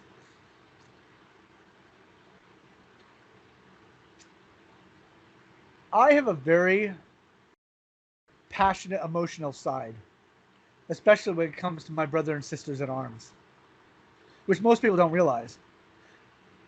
The other day, when everybody smashed on me in the video, the Stolen Valor video where I was in the flight suit, I wasn't representing the military. That's not the point of it. They all missed it. The name of the film that I'm doing is The Plain Truth. The subtitle is The Pilot. I have a ton of pilots I'm interviewing. So my co-director and I decided, hey, it would be cool as directors to dress up in flight suits because we're both, she's an academy graduate and I'm a soldier. So we put the Army emblem just to say hooah to the fact that we have military service. By the way, for all of you that don't know, it says Joshua Michael and co-director below it. It's never, the reason I wore a Wounded Warrior patch is because I am with the Wounded Warrior organization. And I'm not going to tell you what my disability is, but I've got back, knee, shoulder, and severe PTSD issues. That's happened when when they fuck with you enough. But so, the point is, yeah, go ahead. Sorry. Go ahead. No, I said the point is that had nothing to do with me trying to be an authority figure from if I was trying to do that, I wouldn't have worn that. But don't you see that could easily be the perception if people are when you're looking for it to nail someone on something? Absolutely. If any of those dickheads had come and said, "Hey, why are you in a flight suit?" I'd have gladly explained it to them. And if anybody had been paying attention to what Shelly and I have said in our videos, somewhere in one of the videos, somewhere that I posted, we said we're calling our film production team the Film Production Flight Crew. Or wait, Film film, what is it?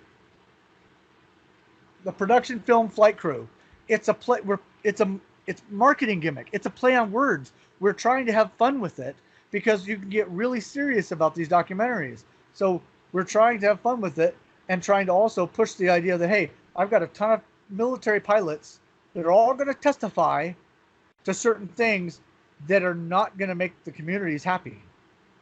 My only point would be that if you're already in a position where your credentials are being questioned, which we've discussed already, but if you're already in that position where your credentials are being questioned because it appears that you're using your credentials to back your stance, and then you make a PSA on stolen valor, just the fact of being in that flight suit is a bad optic for the image you're trying to produce. I totally get it. I totally get it. But part of that was to smack all those dumbasses in the face that did the hit piece on me, because you don't think I knew they were going to do a hit piece on me? Personally, I would have something else to wear, because you don't give them ammo, because that directly provided ammunition. Have any of them bothered? Actually, I shouldn't say it. There are those in the community like Crash, and there was one other guy who have come to me and said, "Hey, when I displayed my DD-214, understood the only reason I even did it was to get Sean off my back because he was accusing me of not being in a combat zone." And I was like, "Fuck it, I'll deduct everything. I'll just show him where it says I was in a danger area." That should have been enough, but no, it's like they feel they have a right to go after someone. I wouldn't even have done it. I wasn't going to do it until he pushed one button and I said, "Sean, I'm going to take you onto my show and I'm going to embarrass your ass in front of the whole fucking world." Because I was done. Like, I don't know anybody with combat experience who would call out another soul. Like, it never even crossed my mind to do that.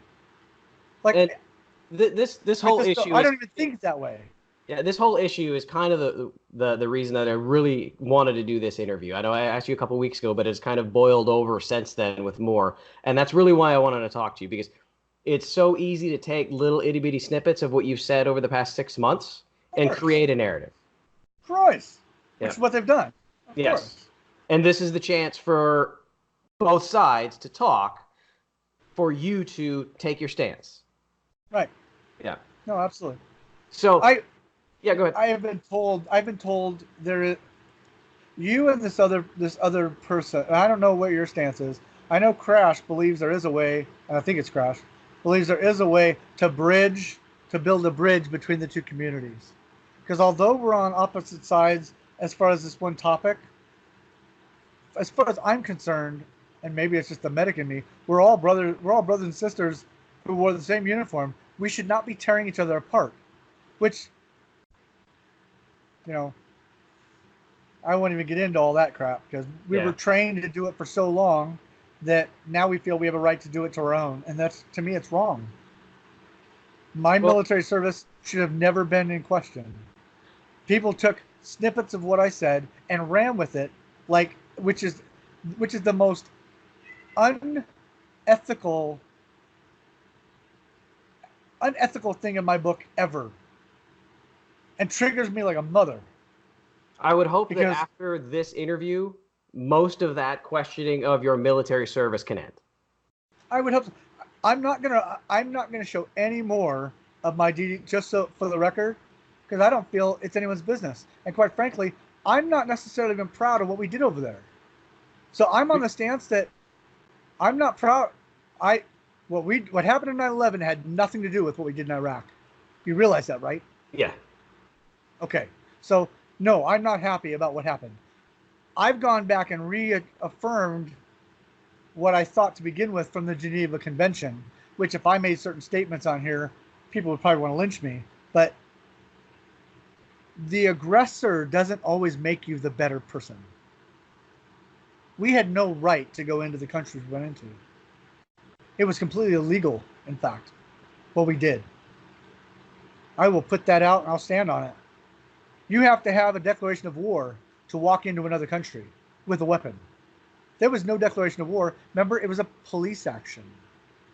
We don't have the right to police the world. That's not our job. And we don't have. Don't get me. I'm still active duty, so my particular I get it. political opinions need to stay in track. I get it. Nope, I get it. I get it. So back to the original question: did you believe those conspiracy theories before Flat Earth, or did that introduce you to some of those? No. I actually started after I got out of the service. I started doing research. I had a very interesting spiritual experience on 9/11, which I'm not. If you go listen to my testimony, it's on there. If you want to hear it, it's great, fine, whatever. But I took that and shoved it away until after going back from Iraq and being and winding outside the military, and then I wanted to know the truth about certain things that didn't make sense to me, and it was actually all about. We talk about algorithms. All an algorithm is a pattern. If I can break it down in the simplest form, certain patterns no longer make sense to me, and so I went and searched for why they didn't make sense. Things like 9/11, things like I remember a speech that General Powell made where he said, "Absolutely, they have weapons of mass destruction." How many do we find? 0, was it? So I think we as soldiers, at least the lower enlisted, the lower level, have a responsibility to know what our rights are and to know what we're doing. And really, we don't. So, yeah, that started a whole host of research topics for me to start diving into different things like 9/11, like, like all these alleged aliens that are coming over from Mexico into the U.S.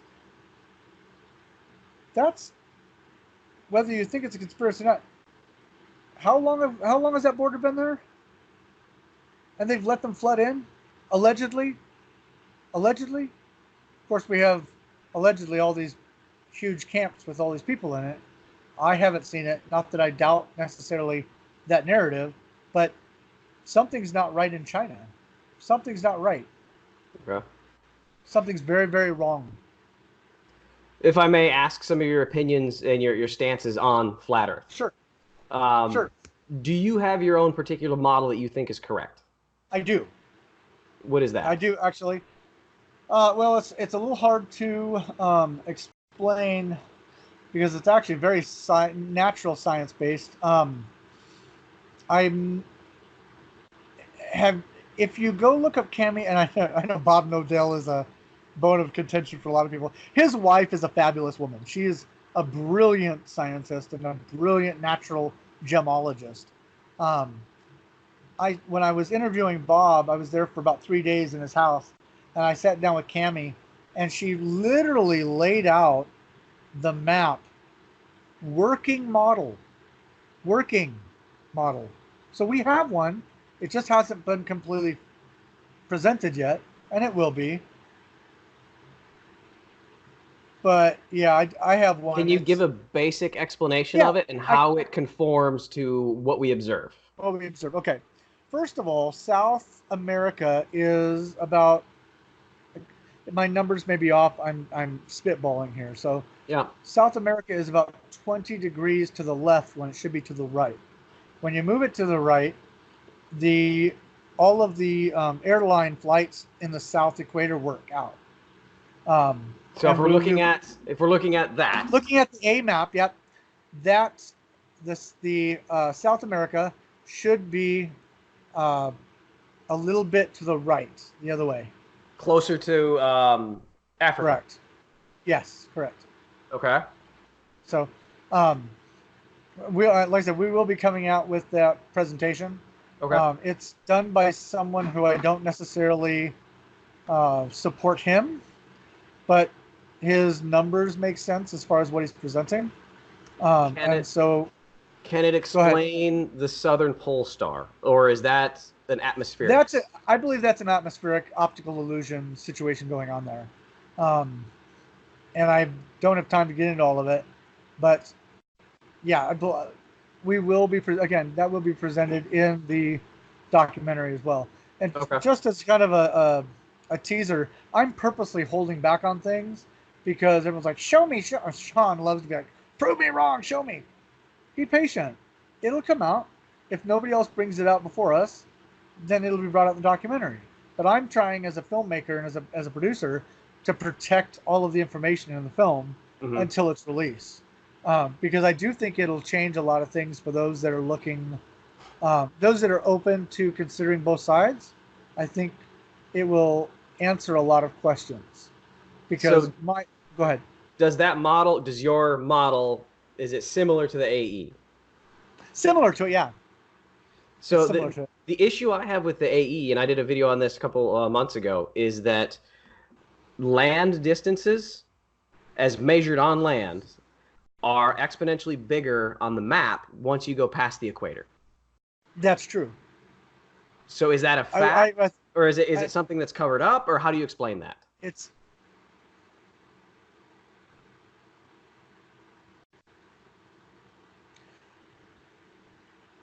All I would say is that is probably not an accurate representation completely of what the facts are.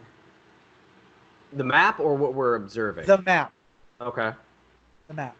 The observations, if measured correctly, I think the measurements on that are probably a little off. Okay. So. Okay, continue. Sorry. Go ahead. Okay. So, everyone's like, you can't prove a dome. Okay, I'm going to call it a dome for lack of a better term. Admiral Byrd lost 13 planes in Antarctica flying into something. Regardless of what you call it, they smashed into something. That's on the historical record. So, anyway, for purposes of this conversation, we'll call it a dome or a covering. Okay, it is what's causing the atmospheric pressure in the space we call Earth. You can't have a pressure without a sealed container. Oftentimes I hear globe earthers and flat earthers arguing about this, and there was a container. No, it's not a container. It's a sealed container, because pressure is defined, or gas pressure is defined, as the molecules bouncing off the wall of the container.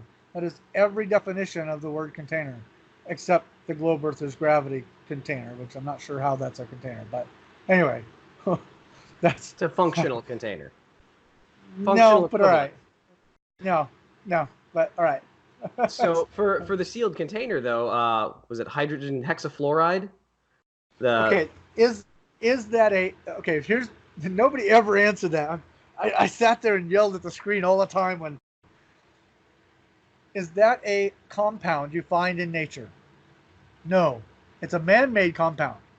Therefore, it is not part of natural science. It is not held in a sealed container. It's held in a container, but it's just like it would be the same as dry ice. Dry ice, when it makes a gas, it hovers to the ground. It eventually dissipates. So does hexafluoride. It still dissipates. It just dissipates at a much slower rate. So that argument is now moot. So the fact that it's not a natural compound found in nature, does that mean it applies by different rules? It's not that it applies by different rules.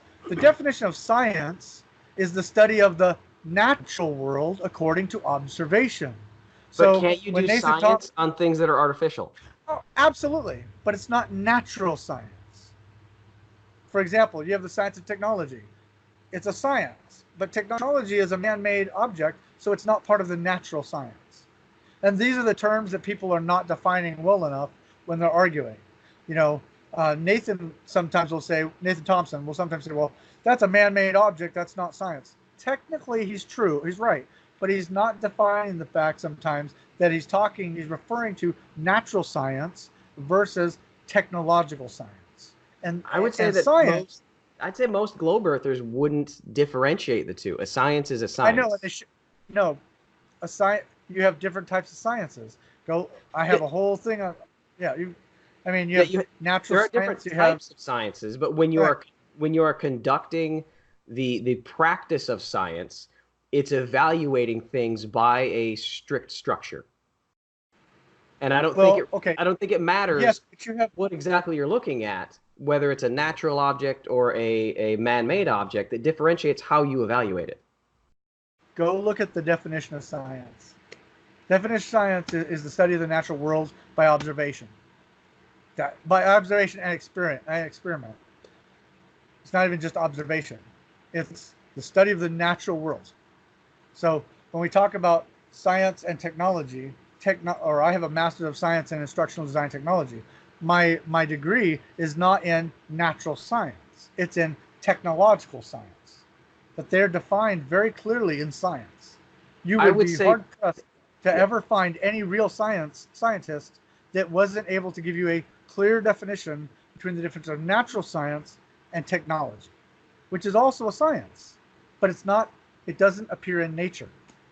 I would say that that's a moot point, and we'll just briefly, so we don't get into a debate on this. Yeah, I would say it's a moot point because to me, this is just my opinion, the practice of science is simply evaluating what's in front of you based upon a strict structure so that you can determine cause and effect. Okay, I can roughly go with that because that's close enough to the definition. Yeah. Yeah, but to me, it doesn't matter whether it's a natural gas or a man-made gas. That's just me. So, well, okay, but what you're talking about is physics, which is a specific type of science. I view science as a giant umbrella. No, okay, it is, but you have a giant umbrella with smaller umbrellas underneath it. Then is the best way to describe it. You have science, which is by every definition, every valid definition is also uses absolute scientific method to determine cause and effect. Mm-hmm. So that's, but again, you have man-made things and you have things that appear in nature. A table does not just appear in nature. A table has to be made. So then next question, which kind of leads me into the next area I'd like to talk about, not space, but the sky, is observing starlight through a telescope natural science? No. Why is that? Well, it depends on how you define the starlight. I would define it as yes, but my definition of stars are not your definition of stars. Well, I'm just talking about what you see. I'm just talking about what you actually see. Right, but here's the difference. If those stars are not a million miles away and are pinpoints of light that are on a dome, then the way we see the entire world is different, because you have to calculate based on millions of light years. Versus, I just saw a video Sean did where he. Messenger audio. Hold on one sec. Yep. Hey guys, I'm in the middle of an interview. I'll have to call you back. Oh, okay. Okay, sounds good. Okay. Okay, so that was my director, my production manager. So anyway, Sean did sent me a video that he wanted me to debunk, and I will debunk it, but where he has these lines and these numbers of degrees to the pole star. Mm-hmm. The problem is all of his lines are straight perpendicular up and down. Problem is that's not what we observe. If you're standing in Korea and you're pointing at the North Star, your degree of angle is going to be different than my degree of angle. Yes. Which is not what he showed in his video. He showed in his video all his lines were perpendicular. The degrees only changed based on the curve, but the lines were all straight. If a point is here and I'm here, my angle to that point is going to be here, where if I'm here, my angle is going to be straight up and down. That's not what he showed in his video. Now, I've kind of given him, I've explained, but the point is, versus if I understand that the dome is a solid object and these points of light are stationary, but they turn around on a big plate, if you will, or whatever the dome is, okay? That's why they've always been the same for thousands of years. Everything is calculatable, okay? But we have observed stars move. There are some that, yeah. In fact, the Bible talks about wandering stars. So there are stars in this lid or contain, whatever it is, that actually move within that device. I don't know what to call it. I'll just call it a dome. Yeah. There's probably the way I understand it, it's two crystalline substances with probably a fluid or liquid in between the two of them. And there's points of light. If you've never looked into anything called sonoluminescence, sound can be shot into water and it creates what would be essentially the same thing as what we observe in the sky. Yeah, I think I've seen videos of that. Bright starlight. Yeah. That can be created in a laboratory by shooting certain frequency sound waves into light.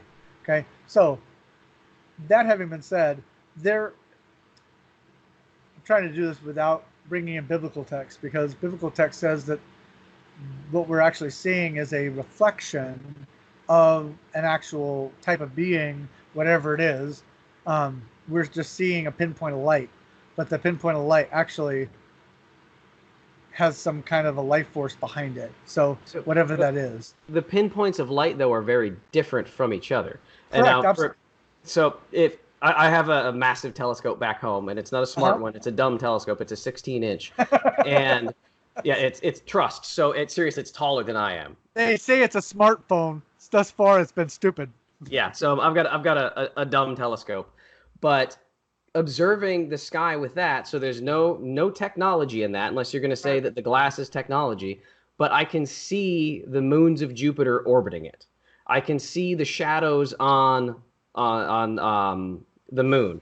I can see the different inclination of the rings of Saturn based upon prediction of where it was last year. I can also see pinpoints of light through the moon. I have not seen that. I have pictures of it. That's technology. How is it? Not quite But, sure how so that works, what? Actually, let me take that back. I have pictures that other people have taken. I myself have never taken a picture of any star through the moon, but I've tried to dismantle them and can't. So whatever the image is a pure image of whatever it is. So then what is Jupiter? Because Jupiter itself it's just obeys the laws of orbital mechanics. So what are the laws of, well, first of all, because I don't want to get into, I don't want this to turn into a debate, but yeah. What are the laws of orbital mechanics? Basically gravity. Mass attracting mass. So from our perspective, mass attracting mass, larger masses attract smaller masses in an orbit around them. I'm not near smart enough to understand it. Calculus can explain orbits, and it explains what we believe is the orbit of the moon, and it explains precisely the orbit of the moons around Jupiter, and I can see that with my eye. Can you give me what am I actually looking at? That's my big question. Okay. What am I actually looking at? Okay. I have to dismantle your phrase in sections in order to explain it.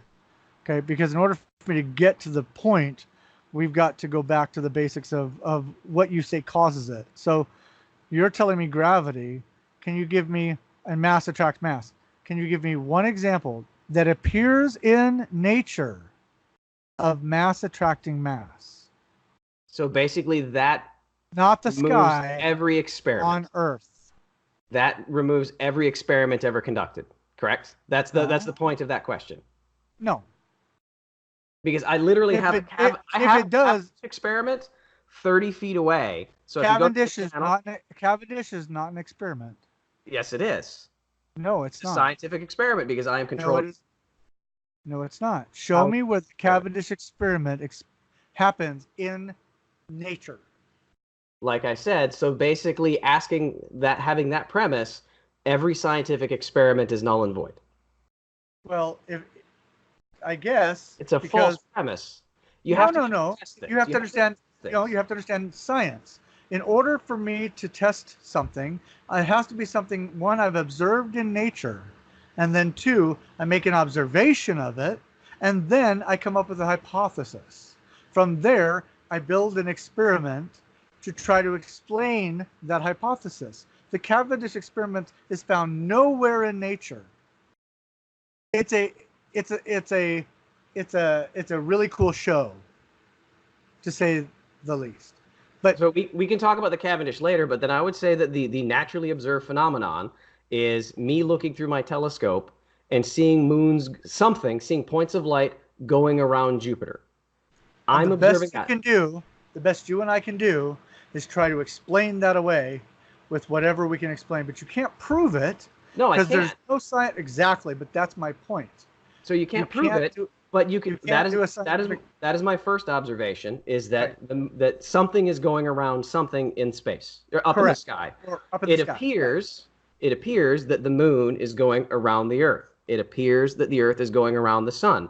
So based upon all of those natural observations, you can come to the conclusion that one of the options is mass attracting mass. And based upon those natural observations, you can create an experiment to test that theory. So show me how you got mass attracting mass from the moon going overhead, which doesn't prove the Earth is spinning. It simply is an object or an illusion going, say either, but going over your head. You cannot prove that it goes around anything. But all you based can upon prove is it goes over your head. Based upon those things gathered together, you can make the assumption, and it is an assumption, that mass attracts mass, and that's why these things are going around it. So the only thing we can prove is going around something are the moons of how did you planets. how did you get mass attracting mass? I'm lacking, I guess, the knowledge of how you got mass attracting mass from the sun and moon orbiting the Earth. Then give me another reason why the moons of Jupiter are going around it. Magnetics. Can you measure magnetics of Jupiter? No, but you can do a scientific experiment showing how the sun and moon are operating on a, what's it called?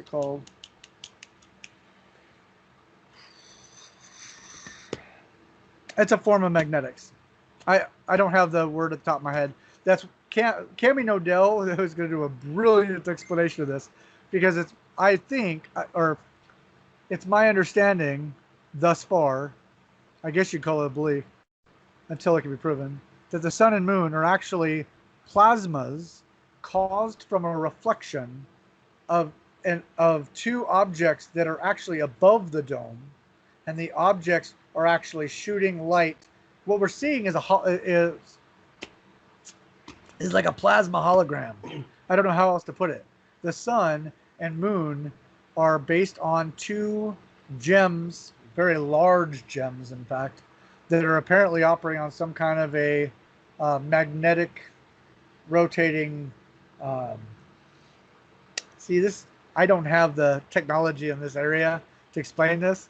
Cami Nodell is the master at this, so me trying to explain this is I understand it when I watch it. I couldn't explain it to you. That still doesn't kind of explain to me what physically am I looking at when I look at Jupiter. Well, you're looking at a light source. That's what you're looking at. That's all you can identify it as. And the lights going around it, or what you call the moons going around it, can be explained through sonoluminescence.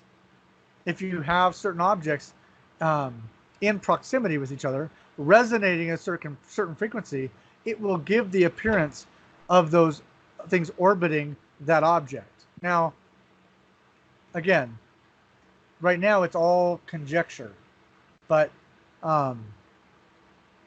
so you don't think that anything in the sky is a physical object at night?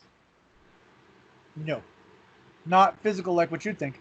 They're for one thing, here's the problem. Let's roll over to, because actually physics kind of does away with it. Let's assume your model. Let's assume that the vacuum of space is real. The stars are all floating around in there. Now, it's funny, nobody said anything until I brought up the fact that a vacuum cannot have a burning ball of gas in it because there's no oxygen. Then the rebuttal was, well, it's a nuclear fusion. It's a nuclear fusion reactor. That does not change the fact that the surface of the sun is still flame. That was taught to us in elementary school. But that's not the facts of it, though. Whether that's the belief that people have, that's not what's actually taught, that it's actual flames on the sun. That's what they show you. Say again? That's what they show you. Yes, that's what Even if, that's even what if they it's show you by illustration, but on a child's level of explaining what the sun is, you're not going to explain nuclear fusion to a 6-year-old. correct, but you can't even have part of that in a vacuum. It's not possible. But you can There's have it nothing. underwater. No, underwater, absolutely you can. What's the difference? A vacuum, there's no oxygen. In fact, there's no matter whatsoever. So nuclear reactors, are they pulling oxygen out of the water that the reactor is submerged in? Nuclear reactors, no, but there's no proof it's a nuclear reactor. I'm pretty sure there's some dead people in Chernobyl that would disagree with that. Assuming Chernobyl's real. We can go down that rabbit hole. Do you believe in nuclear fission as an actual thing? I believe in nuclear fusion as an actual thing. I don't believe in nuclear bombs as nuclear weapons. Well, because do you know what a nuclear reactor does? Yes, I do. What does a nuclear reactor do? A nuclear reactor takes a unstable element, generally uranium. It is a mixture of stable uranium and unstable uranium, 2 different isotopes.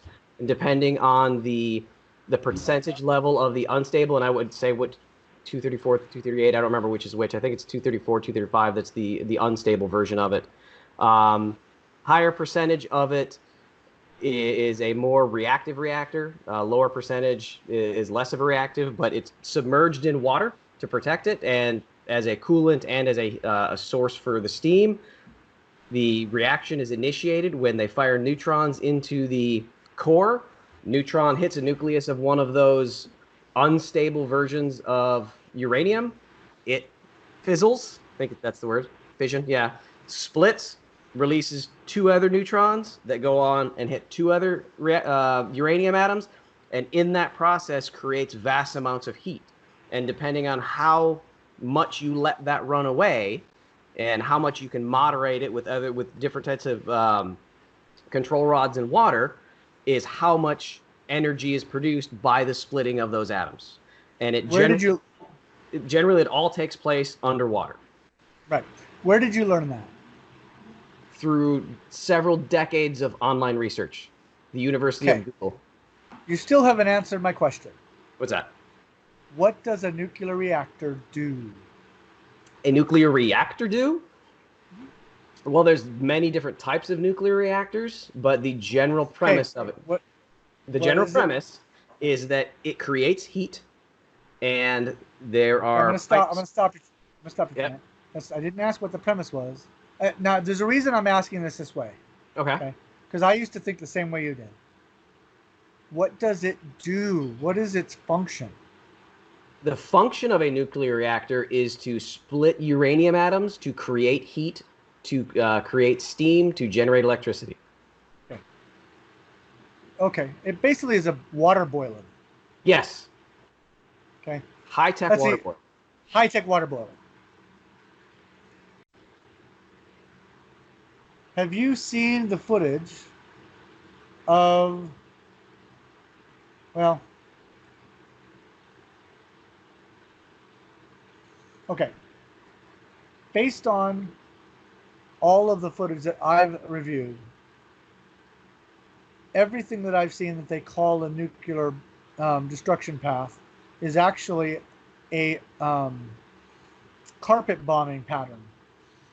Based on my understanding of what nuclear weapons should produce as far as their destructive signature, I've never seen it, ever.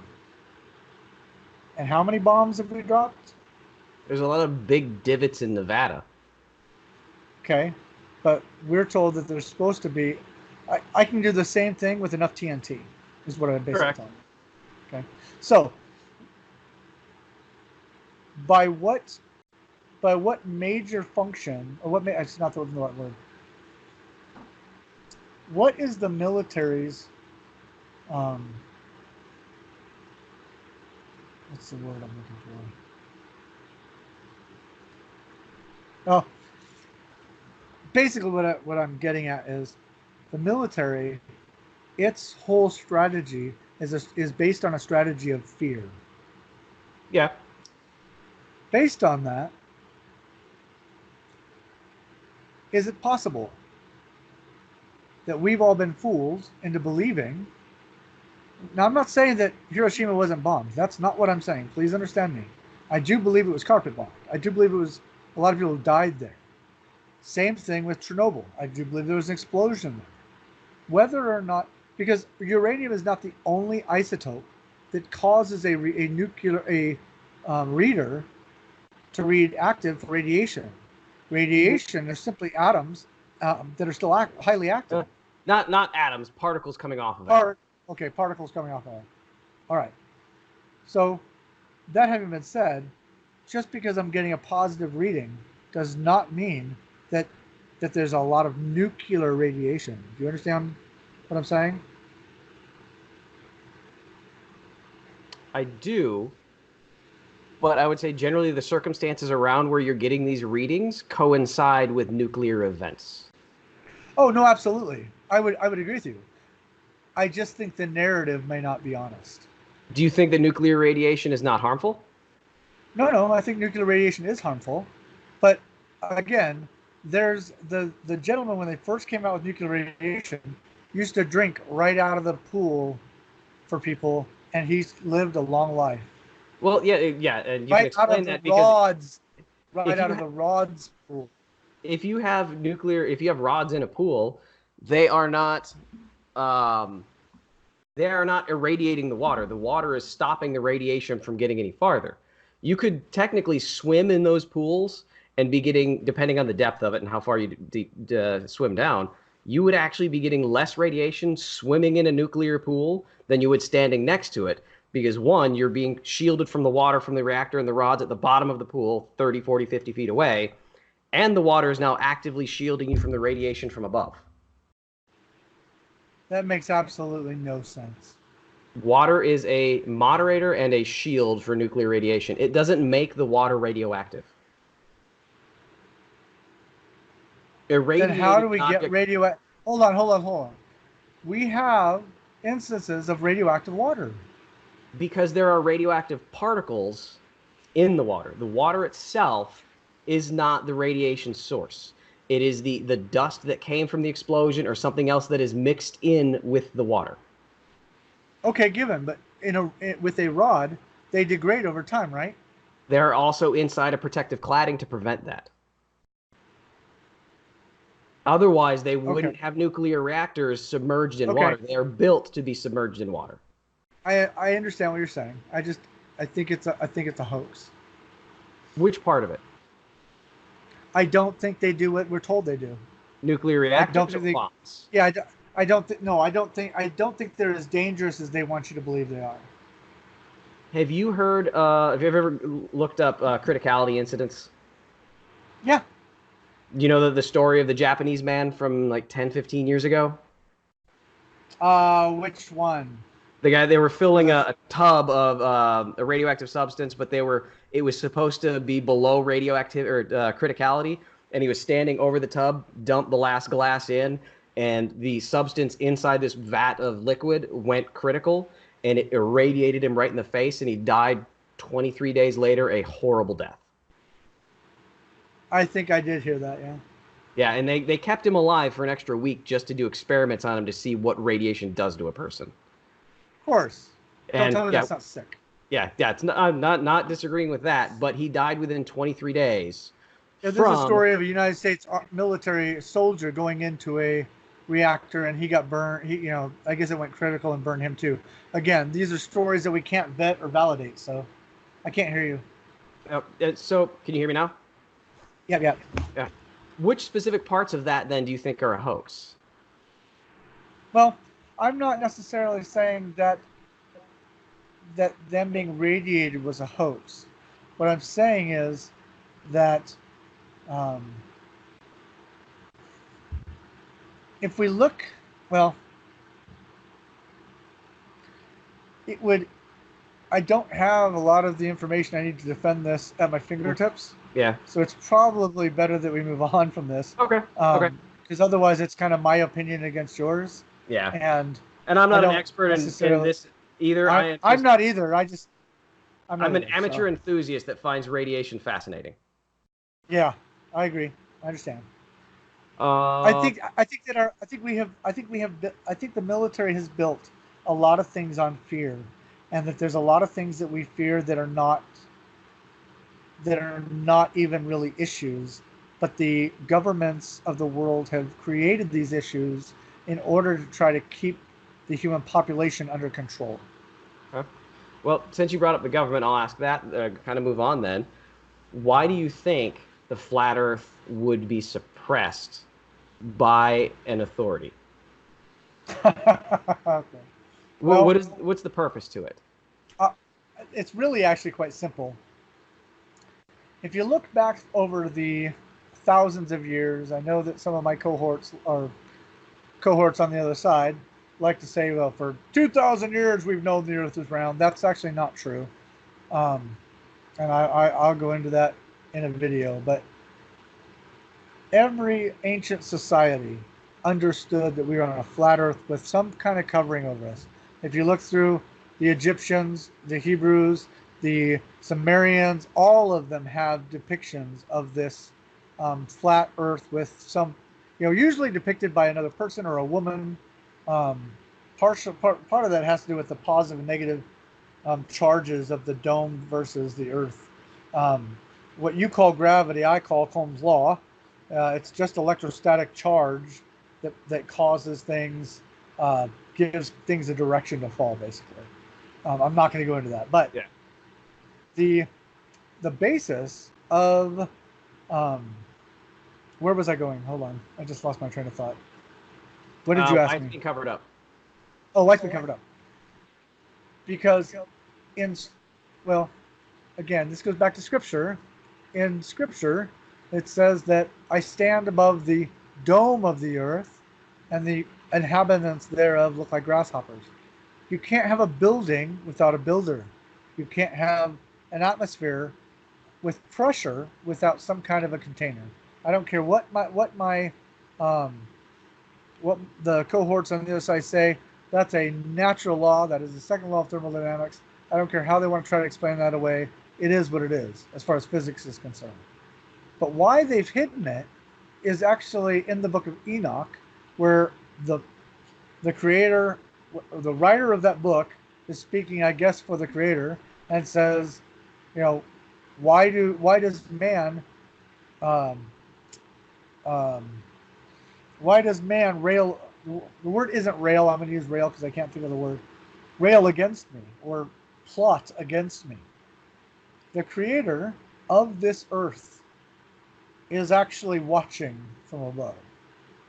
The reason they've covered it up, and then this goes into chemtrails and why they're covering the sky and changing the atmosphere and doing all these experiments with a lot of different things, is to cover the fact that the creator, if you don't have any more of this universe, this expansive universe, the creator is actually very close to us. Far closer, and we're the center of his world, in fact. It says he looks down on us like grasshoppers. Now, if you believe that, great. If you don't, that's fine. But again, there's But real why the natural cover-up? science, because the nations of the world have plotted against the creator. Why? Because they all want control of the human population. That's why there's very, very, very sick people in charge of the world we live in. There's all kinds of crazy stuff like child porn rings, like really sick shit. Really sick shit. Yeah. The people Trust me, of I our know. world are very twisted. It's funny. Nobody wants to acknowledge, or I shouldn't say nobody. A lot of people don't like to acknowledge the Bible, but the Bible's got some truths in it. When it says, when the rich wage war, it's the poor that die. The rich never go to war. It's always us doing their dirty work. It's always us fighting each other. Why? I didn't have any issue with an Iraqi. The Iraqis didn't come and attack us. That's why. It's the basic military gist of divide and conquer. How do you control people? You divide them, turn them on each other, and keep them turned on each other so they're not turning on you.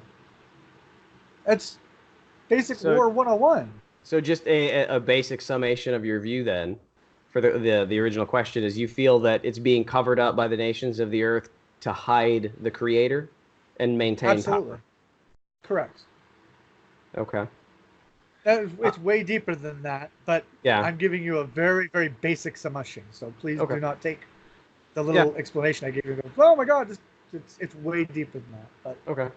Well, we're at 2 hours and 10 minutes, so I've got a couple questions, and then give you a chance to kind of address a few issues as well. And then once we hit stop, we can just hang around and chat after that for a minute, if you don't mind. All right. Yeah, no, cool. So, couple questions.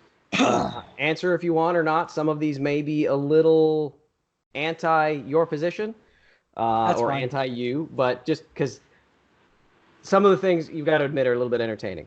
I'm assuming you are very well aware of Rider of Dinosaurs. Of course. So you cannot deny that he has found a plethora of spelling errors in a lot of your products. Of course. Would you like me to address it? Yes, sir. That's what we're here for. Okay. With my tutorial videos, well, okay. First, the one that they made the biggest issue out of, I think, was again my zombie film. Hey, geniuses! I didn't do the credits for the zombie film. Just so you know, that wasn't me. That was my editor. It was my credit editor, actually. It wasn't even me. I didn't misspell my name. Now I have misspelled my name before. That's not to say I haven't. But they made this big thing about and what's funny about that video is I didn't do that one. But on your YouTube videos, there are still plenty. No, there and are on your lots of my website. YouTube videos. Okay, so I'll address those. First, I have dyslexia. But so did Einstein. Okay. Clue there. I'm not a speller. I'm not good spelling. I'm pretty good at speeches. I'm really good at memorizing things. I can give speeches like nobody's business. When it comes to spelling, I suck. I've never, in fact, my first film production company, I had 2 editors. In fact, I wrote a book, started a book series called The Sacred. I had 2 editors because I'm not a speller. In fact, a lot of times I try to use Dragon Speak or Speak to Text, and Speak to Text still fucks it up. So, yeah, you've misspelled several things in our email communication back and forth as well. Yeah, a lot of that is because I'm using Speak to Text, and it just misspells it. I usually think people are going to be a little bit more forgiving than they are, because I'm not that. You got to admit that when there's one you can find in every video, you can't deny that it makes for a funny joke. No, I get it, but the problem is, who hasn't misspelled things? Like, who's a perfect speller? Show me one person, I'll show you a liar. Oh yeah, like, I've had several people comment back on my videos as well that, hey, you misspelled this. Like I did for the Mark Sargent interview, one of the clips I made was when he talked about Logan Paul, and on the header in the video I named him Logal Paul. Right. So, but it's away not from every video. Well, I wouldn't say that in every. Are you saying that in every? No, I don't follow Riders of Dinosaurs. So has he pointed out spelling errors in every video, or just a lot of? I couldn't tell you if it's every single video, but he has a lot of examples.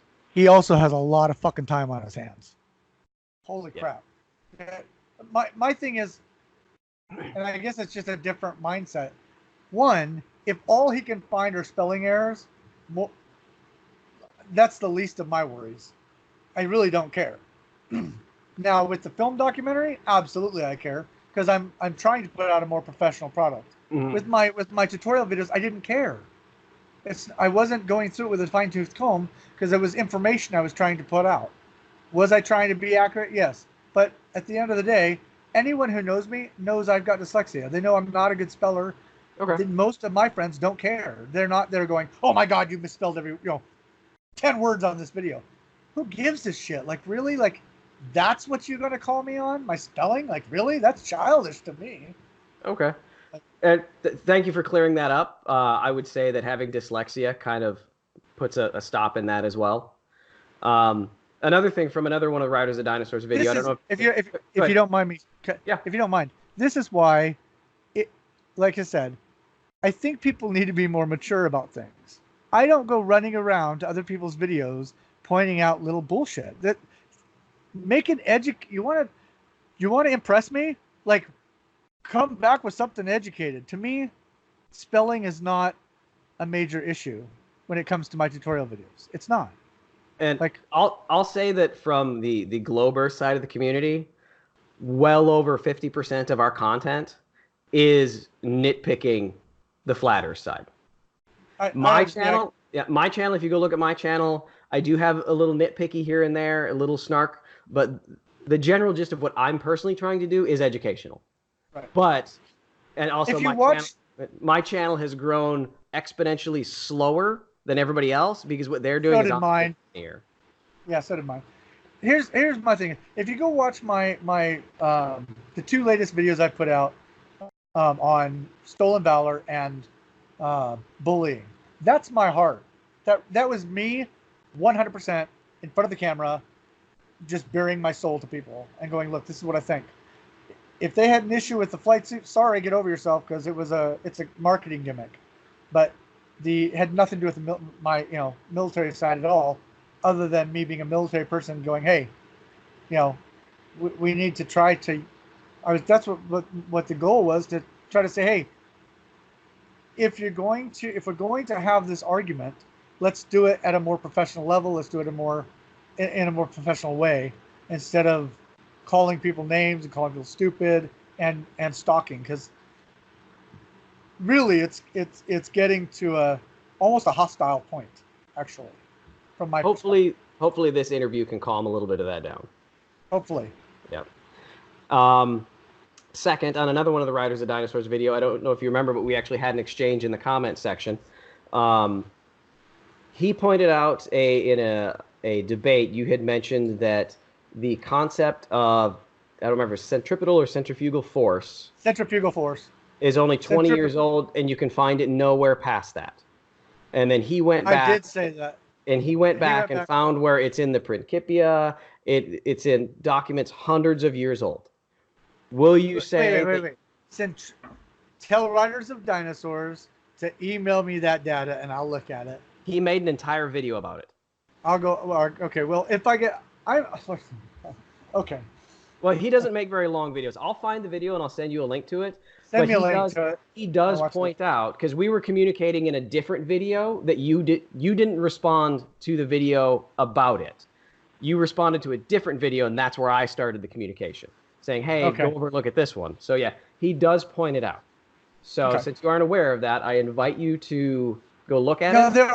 There are multiple reasons. Like, from at first, I'm on the fence about centripetal force, because everyone wants to say centrifugal force is not a real force. Now, it was a real force 20 years ago. All of a sudden, now it's not a real force. And yet it's G-force, and pilots calculate for it when they do a hard bank. So I think we get wrapped around the axle on what a force is. A force is a push or a pull. Correct. Exactly. The problem that I had with, I guess, the definition at the time, if I'm remembering correctly, and I could be wrong, is that they were saying it's an opposite force versus, for example, if I'm swinging a rock over my head on a string, the centripetal force is the string that's holding on to the rock. But technically it's not a force because it's a string. It's exhibiting a force of pull. Correct. Yeah. But so again, I would just say these are the terms that I argue about. Yeah, the item at issue here, though, is that your statement was very blatant. There was no reference to this more than 20 years ago. And then he went and found several references. So I would invite you. I'll send you the link. I would invite you to look at it, and if I'm wrong, I would say if you're wrong, address it and admit you were wrong. Don't be too. I made a correction video when Jaron called me out on my math, and I was wrong. I admitted it. I was wrong. It didn't make him look any better, but I corrected my math. Right. No, and when I'm wrong, I have no problem calling myself out and saying I'm wrong. All of my friends know. I don't have an ego there to bruise. I'd rather come out honestly and say, hey, look, I was wrong, because despite the fact that Team Skeptic likes to say I lack intellectual integrity, I like to think that I have intellectual integrity. but you know, So whatever. that's about everything that I wanted to talk about. I'll give you as much time as you want to address anything, because like we talked about the DD-214. I know there was a bunch of drama about that. Anything else that, from your position, any statements you want to make or discussions you want to begin Uh, with me or the- anybody else? one of the biggest things that I would, and I say this actually even in my own side. So if you'd known me probably 6 years ago, I'm a very different person than I am now. But I am not a liar. If I'm telling you something, it's because I've researched it and I believe it to be true, or I can prove it to be true. If by some chance I find out that it's not true and I was wrong, I have no problem saying so. But to call someone a liar implies intent of dishonesty. Mm-hmm. And because somebody's facts are not necessarily correct, does not mean that they're a liar necessarily, if we're attaching an intent to it. But there's a lot of that going around, especially aimed at me, which is fine. I kind of expect some of it, but I wish, instead of being called a liar, people would at least give me an opportunity to address it. Now, there are times when I'll shut people down because they come at me the wrong way, and I'm not going to acknowledge bad behavior. Because, one, if they trigger me, then you just have two asses going at each other, calling myself an ass. Okay, I'm not perfect. Yep. But the point is, we need to, at least as two communities, try to learn to coexist. And if we're going to call each other out on stuff, make sure it's right. Because I'm tired of going over the same shit over and over and over again. So, yeah. You know, is there anything you want to say about your military service? Any statements you want to make? Because I know we talked earlier about you releasing your DD-214. Okay. It's a very personal thing, and it's not something that she's required to do. No, I appreciate you saying that. I'm not releasing anything. I have ribbons and awards, and I have education and training. It's no one's business. What I've done, where I've been, things I've done, it's not like I said, the only reason I even brought it out was because Sean at the time, from my perspective, was very immature, if I can use that word, to try to call me out on something he didn't have facts on, as opposed to coming to me personally and saying, hey, you know, now I may not have even shown it, but we don't have the right to try to force people to show their DD-214. I don't know where this community, and I'm talking about both communities, not just Globe Earth, okay, where we feel we have the right to attack fellow soldiers. Because if you go back and look at all of the, as far as my research has shown, as far as I'm concerned, all the people that have been accused of stolen valor have done so with absolutely crazy shit. Like, if anyone goes to my website, I don't even do money chants. Like, I don't take even super chats on mine. And I don't do that on purpose. I'm not trying to make money on Flat Earth. That's not my purpose. My purpose is hopefully to share truth. Because the bottom line, and what I didn't share, I'll put this out. I have now 4 children going on 5. If in fact I'm correct, then the governments of the world have lied to my children. I owe it to them as their father to teach them the truth. And if what's being taught in the public school system is not true and lies, just because it's taught in the public system does not make it true. I have a responsibility to my children to raise them with integrity and intellectual honesty.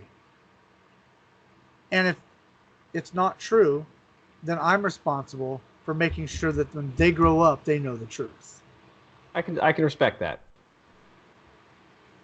So, would you like to talk? You mentioned your film project. If you want to give that a plug, let everybody know what's going on.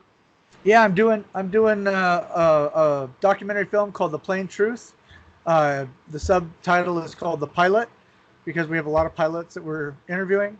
I'm also going to be debunking behind the curve and a bunch of other things. We're going to be doing scientific experiments, showing the scientific experiments, and uploading all of the documents that we have created in our experiments and blank ones for other people to go do their own experiments if they want to on the website. So it's kind of my website, which is what that was meant to be, was my all of my research in one location, so that people that really wanted to dive in could look at all of my research and follow it on massive steroids. So the film and all of everything, people will have access to everything that we show on in the film and be able to track all of our experiments there on the website.